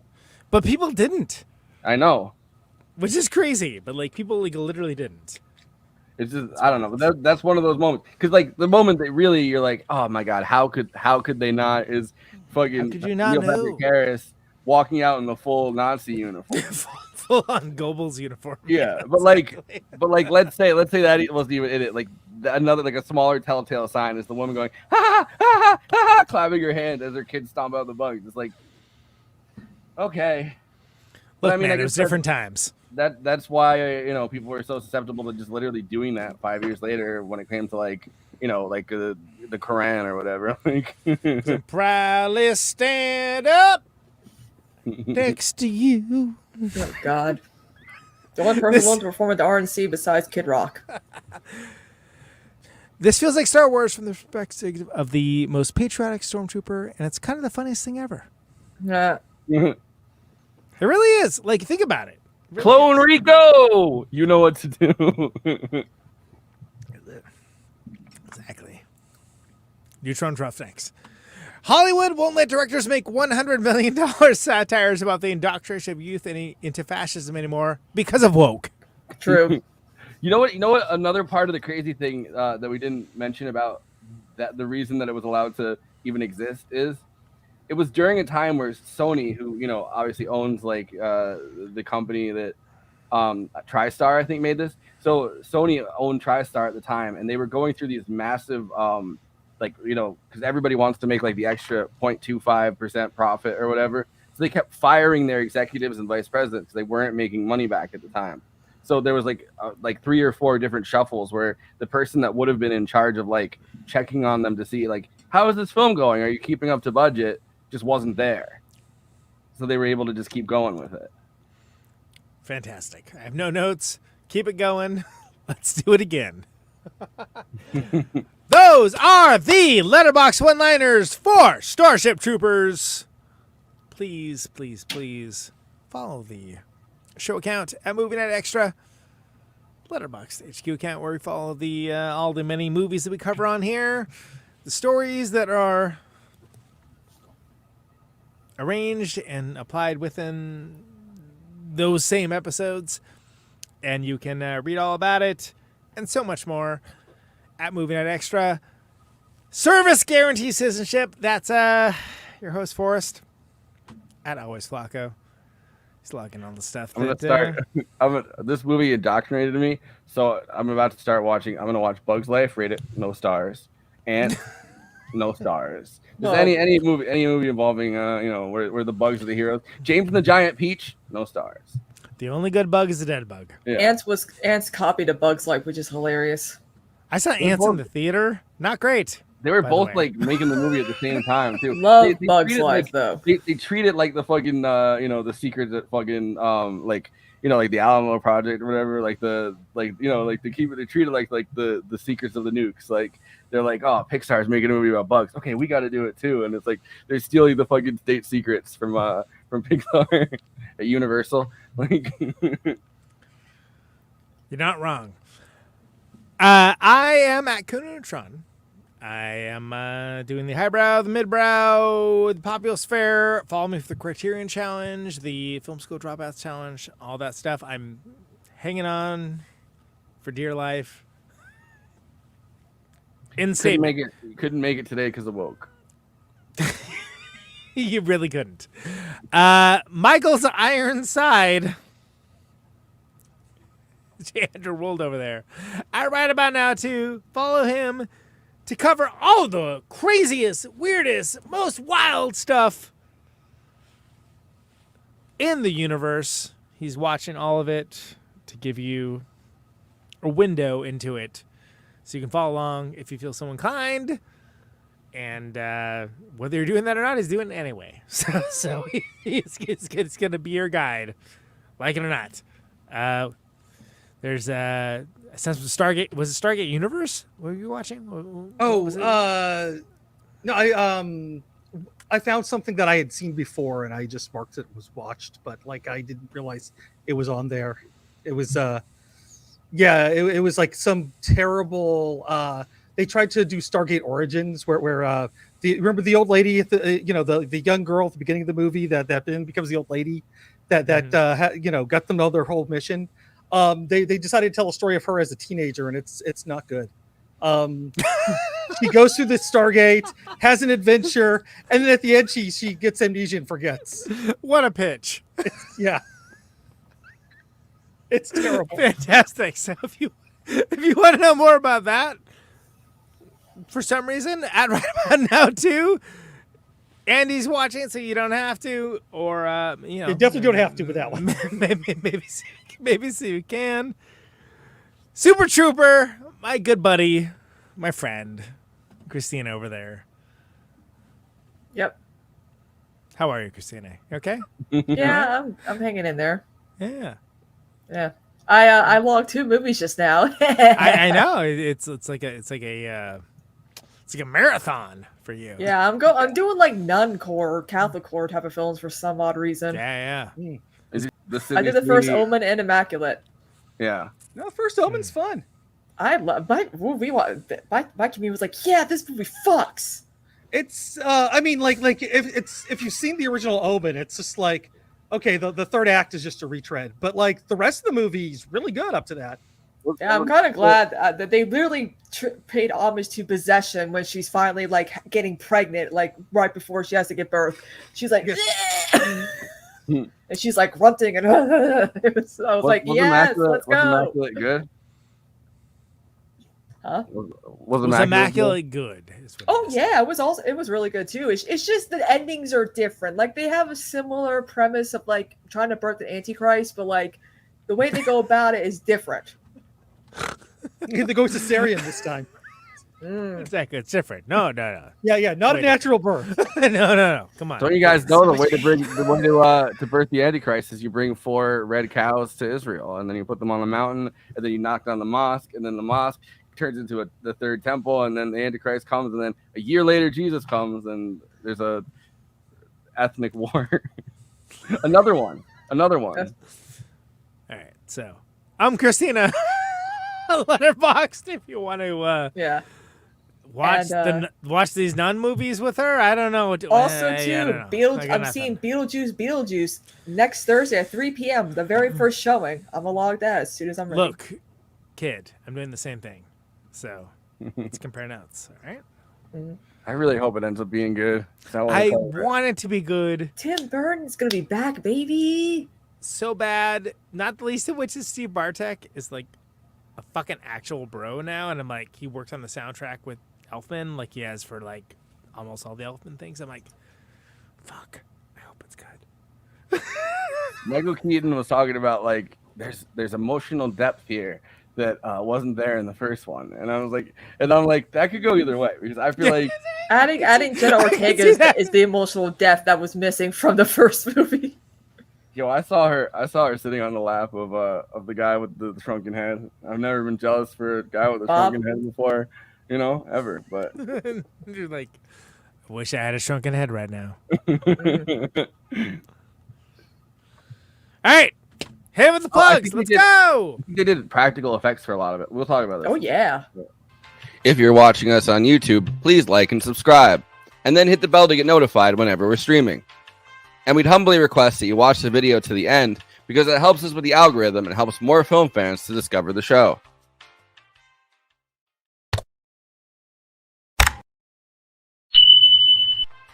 We're also monetized. If you want to get your chat questions definitely read on stream, you can always send us a super chat, which will help us keep the show going. Every cent helps. If you're watching on Twitch, you can gift us a free sub on Amazon Prime with your Prime membership, but getting subs on Twitch is always appreciated. And it helps to follow us on there as well. We also have an audio feed, which is available wherever you download podcasts, if you prefer to listen to podcasts rather than watch the stream. That's updated usually the same day we stream, but watching on YouTube and Twitch is the best way to get the show first, live as it happens. If you want to support us with a monthly donation and get access to all of our after parties forever, which go patron only after we do them, you can become a patron at patreon.com/movie night extra. Link is in the description for that. It really helps us keep the show going since we do have some expenses to make this happen. We also have a Discord community. Link is in the description for that. We sometimes watch movies we cover on there. We get into conversations about everything from film to TV shows to related podcasts. We even have a Discord channel for memes. It's really fun on there. You can find us on all the social media platforms: Facebook, Instagram, Blue Sky, Twitter, and Threads. You connect with us on all of those. Talk to us. We'd love to hear from you. Lastly, we recently made a TikTok at Movie Night Extra where we're putting up short-form clips from the episodes. Okay, passing this to Conan so he can tell you about his music and this week's Protonic Reversal. Conan, who's on Protonic this week? Yes, Alan Johannes. The great Alan Johannes of 11, Queens of Stone Age, Desert Sessions, Them Crooked Vultures, PJ Harvey's band is so good. The best dude. That is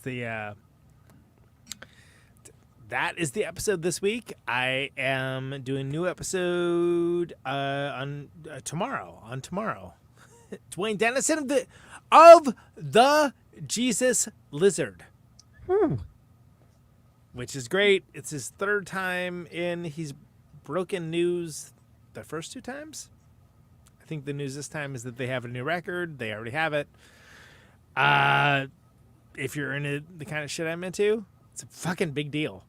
He's like one of the great guitar players of my generation. Actually, I guess it's a little bit ahead of me, but whatever. You're like the that's great. That everybody like brings up. I guess. I don't know, man. I don't know. Okay, Valley Boy. It doesn't earn me any money. Like what? I'm just me. I'm just Ken. I'm just Neutron. Well, I'm saying Jesus is like the touchstone that everybody fucking, everybody references as like the return of like noise rock or like any kind of really like one of the great if you're looking like the 90s answer to like Led Zeppelin without being Led Zeppelin, right? Like it's in the way that like horrible imitators of Led Zeppelin dominated the airwaves for like many years. Horrible imitators of the Jesus lizard, the same. Mm-hmm. So, it's better than the '90s answer to the Beatles, which was Oasis. Wonderful. Sorry. Dwayne Dennison is great. And is when are you having the Gallagher brothers on for tonic reversal? Literally, the only person I've ever taken a guitar lesson from, and it was 3 years ago. That's right. Think about that, bitches. And then Bob Burt from Sonic Youth and Chrome Cranks and Ooh, I love Sonic Youth. Tell them I love their cover of Superstar by the Carpenters. It's a great cover. It's fucking like Kristina, if you and I were to make a like Hall of Fame of like here's the best 20 covers of music of all time, that would be in there. Yeah. Only you and me though. No one else.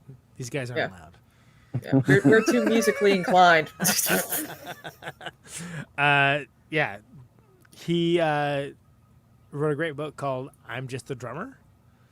It came out 3 months after I had him on last time, maybe 5 years ago. Bob Burt is the fucking best. He played with John Spencer. He's fucking awesome. It's coming up. It's great. My show was so fucking good. You have no idea. you should probably show, unless you do, in which case you're like, yeah, we know, we get it, it's good. It's a fucking good show. Like, come fucking listen to my fucking show. It's fucking good. Thank you. Neutron Friends, West Coast tour, Bottom of the Hill, San Francisco, San Pedro, Mike Watt territory, Sardine, San Diego, Red Brontosaurus Records. I've always wanted to play a place named after a dinosaur, especially one with the color involved. And then San Tempe, which a lot is of sands. Lots of sands. Called the Sand Tour. All sands. Which is more or less Maricopa County, Phoenix. But yeah, they should have been the Crow soundtrack. That's a good point. Yeah. Yeah. So there's all those Secret Friends shows. Detroit with God Bullies at Ypsilanti at whatever that place is. I can't remember. 2 shows with John Wright's band, Dead Bob and Lung, our split mates, which is Turf Club, Minneapolis, and Chicago for Bottom Lounge. There's more stuff coming up. That's all that I can tell you right now. Kristina, do you got anything to plug? I've got a Paul Stanley action figure. Oh, I thought that was Godzilla, so I said Godzilla. Oh God. Yeah, I did DNC coverage with Dan last week for Power Report, and it was a lot of fun because it was, Leon Panetta was the guest star apparently that we all were wondering who the fuck, or was COVID anyway. I like the DNC's answer to like, because everyone was like, oh, Beyonce is gonna be there, or like Taylor Swift's gonna be there, and it's like former CIA director Leon Panetta. Yeah, that's what the kids want. It could be streaming. Still, we're gonna start doing the Shadow Saturdays. Streaming, but not a drop to drink. Yeah. Yeah, and then of course Sunday Fun Day. We watch Norman Lear shows and game shows and cooking shows and God knows what else. Trivia, pop trivia. My plugs, guys. I love this. You don't have anything else? Tell us more about. Yeah, I want to start doing content on my Patreon this time. Olay is interested, so that's good. Yeah, you gotta start up those interviews again on Patreon. I liked when you did that, when you had like a left media kind of person, and then you would just interview them for like an hour and and not do that. Yeah, Conan. I was like, let's keep it to an hour. We talking for like 4 hours. Yeah. Is versus the right word for that? Yes. Or unless VS stands for vaginal sex.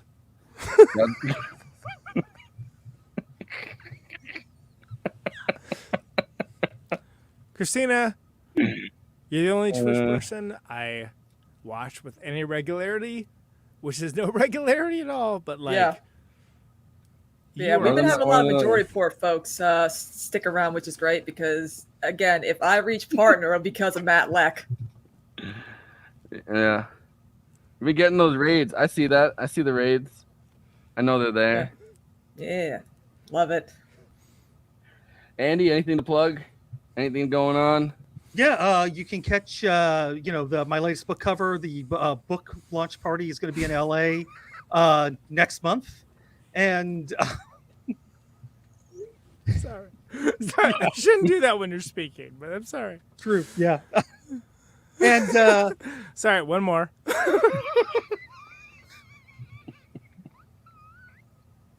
Okay. There's a reason why it's King Ghidorah.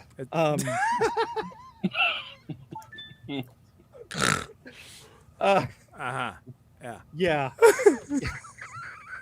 But yeah, if you're in the LA area, check out, follow Ben Burgess to find out when the book launches. Get a copy of the cover of my book. I know around here I got some posters for some shows coming up. So if you're a Bob Mould fan or a Jay Robbins fan, I got a show poster. I am both of those things. So hit me up and I will sell you a poster. I got posters for the... You got Yeah. posters for You like posters, kid? I got nothing but posters. Posters till Tuesday. That's two of my favorite fucking musical dudes. Yeah, I'm so looking forward to musical. I'm sorry. Musical dudes is what I said. Musical dudes. And not only that, they're playing the Iron Horse. Like I've never seen a bad show at that place. Granted, I missed the Wilderness years when they weren't owned by awesome people. Yeah, that might have sucked. That might have. So I'm fully admitting like there are probably some bad shows that I've missed, but Iron Horse is back, baby. Okay. Godzilla 3 Nutbusters. Every time I think of the name Iron Horse, I think of whatever the fucking metal club in The Sopranos is called. I don't know, something like Iron Horse. I don't know. That's the first thing that pops into my head. It's a fucking pretty legendary venue, right? Yeah. I remember in the 90s and it sold out in 15 minutes, but like Beck in the 90s wanted to do a club show and did it there, which would have been incredible. But they've had the has been on the stage there. They Might Be Giants. They've had just tons of great shows, over the years that honestly, some have spawned records. You can actually, if you get the Paperboys 10th anniversary album, you can actually hear me screaming in one of the live tracks that they recorded there. Andy, it looks like you're it looks like you're one of the smart bugs and you're sucking out Seth Gillen's brain.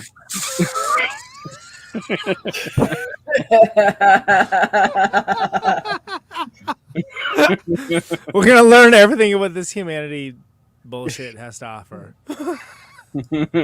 Also, I'm back in my goth era. Everyone loves it when I wear black, especially mesh see-through. Look, can we just? Yes. Tell Ta-da! me about it. All right, great. There's indeed see-through. Look at the fit. Good. Yeah, it's good. Damn, that skeleton behind you looks like he's having a good time. Well, I mean, it literally says "Hello, gorgeous," so he's complimenting me. He's like the one in the Craig Ferguson show. Jeff Peterson. Yeah. This is Jeff's son. Exactly, and he's hanging out. He's having a good time. What do you want from him? Blood? My name is Jeff. Too bad. He's a skeleton. Fuck you. Oh my. What a show. We watched that on stream too, Conan. It's a lot of fun. I believe that you did. That sounded dirty. There goes my penis. That's what Godzilla said. False to me.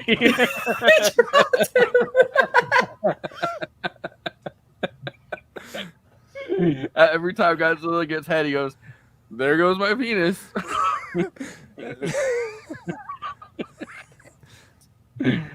But Kristina, final thoughts on what movie is it? Stargate Troopers? No, Starship Troopers Starship Troopers. Yeah, this film is a classic, very cult classic, if you will. Good satire. I just wish people would understand it more when it first came out. I highly recommend watching this if you are looking for good political satire, especially about fascism. Just don't take it literally. Okay, it's a joke. I saw one of your Twitter enemies. The most annoying woman on Twitter that I think blocked you at one point. At one point had a take that was just like, hot take, Starship Troopers isn't a fascist book. And everyone was bunking on her in the comments. Oh, Jesus. Paul Stanley, no. Shout it, shout it, shout it out. Sorry. We're talking about fascism. I was made for loving you. I like that song. I don't care about disco era kiss. That song fucks. Yes. I a movie. Everybody agrees. I love the movie fucking Role Models. That's like one of the Judd Apatow movies that's pretty funny when they all dress up like they're members of Kiss or whatever, and then like it's like the two kids and fucking like Paul Rudd and the fucking guy from American Pie or whatever. Yeah. And they're all dressed up like members of Kiss, and they run into the fucking like LARPing like sword battle or whatever. Yeah. I like that movie. Andy, final thoughts on Starship Troopers. This movie is a wonderful inversion of what you get from the book. The book is absolutely like super serious philosophy with some really cool action scenes that, yes, does all the genocide, all the war crimes, like literally like in the first chapter. Ben Burgers wishes he could. But inverting the book the way they did allowed them to actually be kind of prophetic in a way that few movies ever are. Like some movies are saying something about a time, and you can take it and piece it place it into current times and get something different out of it. This one actually kind of predicted the Gulf War and a lot of the the second Gulf War there, our quagmire in Iraq and Afghanistan and everything that went around in it in a way that I couldn't have been appreciated when it came out. And I should know because I was the only person in the theater watching it. I don't know whether it's like he lived by the Hague, Verhoeven, when he grew up during World War II. Like he was a child when World War II was going on, and the Germans captured the Hague, and that was like their Dutch military base or whatever. So he literally grew up down the street from the German base. So like it's interesting from the perspective of like a guy that actually lived through, which people didn't talk about when they're like panning him. They're like, oh, he must really like fascism, but it's like, no, there's a guy who lived down the street from the German, the Dutch German base, and fucking, was talking about things he recognized in the American psyche now. But people definitely weren't trying to hear that in the 90s. I think if my DMs are not open on Twitter, you can hit me up on Twitter, and we can work something out. If your DMs are not open on Twitter, I will open them real shortly. All right. My DMs are not open on Twitter. That's where you. Neither are mine. And everyone's like, "How do you?" I'm like, I don't want to get bots and spam and hateful death threats. Like, I'm like, you people who accept random DMs are just asking for it. Spam. No, I usually keep mine pretty close, but occasionally, like, I will open them up in case somebody wants to get a hold of me, or I'm trying to get a hold of somebody. So, I'll do. That's probably. Or contact the show and they'll put you in touch with me. Wait. I'll give them your mailing address and your social security number. I mean, our social security numbers already got leaked, so we're all good. Hopefully, I mean, whatever. Somebody wants to steal my credit, go ahead, take all my debt. They really don't. You're welcome to it. Like, why do they hack the student loans? Like, is that the one thing that they can't? Is it hackable? Like, what the fuck? Thanks to Clinton. I like the idea of the world's most unlucky hacker. So brag that shit, Matt. He finally hacks somebody. Okay, yeah. He finally hacks somebody and steals their social security number, but it's someone who's in a massive amount of debt. So he just takes on the debt. He's like, fuck. I should have picked a different social security number. But yeah, the couple of things though that we didn't bring up about the movie. One cool thing is that the opening sequence is all taken from Triumph of the Will. It's a shot-for-shot remake almost. Oh, you're right. Yeah. So it's very intentionally like on the nose, and people still didn't get it at the time. I mean, They and really, also, like- 2 movies this month that literally did a shot-for-shot Triumph of the Will thing. I remember seeing like interviews on TV with Paul Verhoeven because I was like that excited about the movie. I was like watching Entertainment Tonight just to see Paul Verhoeven or some stupid show like that, and he's just like, yeah, we did shot-for-shot scenes of it, and they're actually showing that on Entertainment Tonight, like the opening sequence and Triumph of the Will. It's like it's pretty amazing. Also the helmets that they there. People are like, oh, what's that movie? Can I check out that movie? That movie seems like it has some pretty good ideas. But the helmets that the soldiers wear in the movie got repainted and used in Tim Burton's Planet of the Apes. Which is the worst Planet of the Apes anything for the last 30 years. He needs to stick to his gothic stuff. Like, that's it. He can't do sci-fi. Terrible. The fascist ape who shows up at the end, and in front of Abraham Lincoln, he's wearing the helmet from Starship Troopers. The only human is a dead human. Not great. No. They should just stick to working with Johnny Depp and Mark Wahlberg was too distracted by filming Planet of the Apes. He wasn't able to get to that plane that he said that if he was in it, he could have stopped the 9/11 terrorists from hijacking. Right. I forgot about that. It was really fucking agitated about that. I forgot about it. I could have stopped those guys. Oh no, I'm built different. Yeah. Well, right. He did gouge out a guy's eye out once as a hate crime. Oh yeah, there you go. Yeah, it's kind of crazy. It all came out in the wash, didn't it? All the people that have gotten canceled for this, that, but like him saying the GOOK word as he gouges out a Vietnamese guy's eye. They let him give everything, everywhere, all at once an award after doing that too. Good times in Hollywood. I mean, Conan, any final thoughts? Look, I'm from Oakland. I say call them all. Now I'm just imagining they whacked us, Conan. They whacked us, and it's just Oakland is Oakland is on fire. No, wait, fucked up. Wait, nothing to do with the bugs. That's just a separate thing that's going on. All right. So this is one of the greatest and most badass satires of all time. I think this one hits way differently now. And there was a large contingent of people that didn't get it. And now they get it. It's a great movie. I had a great time. It's a great episode. Great people. Happy birthday, Forrest. Thank you guys for. Oh, yeah. Yeah, happy birthday. I mean, in 2 days. It's not. I'm just kidding. Yeah, that's why I'm like, it's like trying to wish me a happy birthday when my episode comes on. I'm like, my birthday ain't until Friday, y'all. I'm just kidding. I just wanted to end with that. Feel special?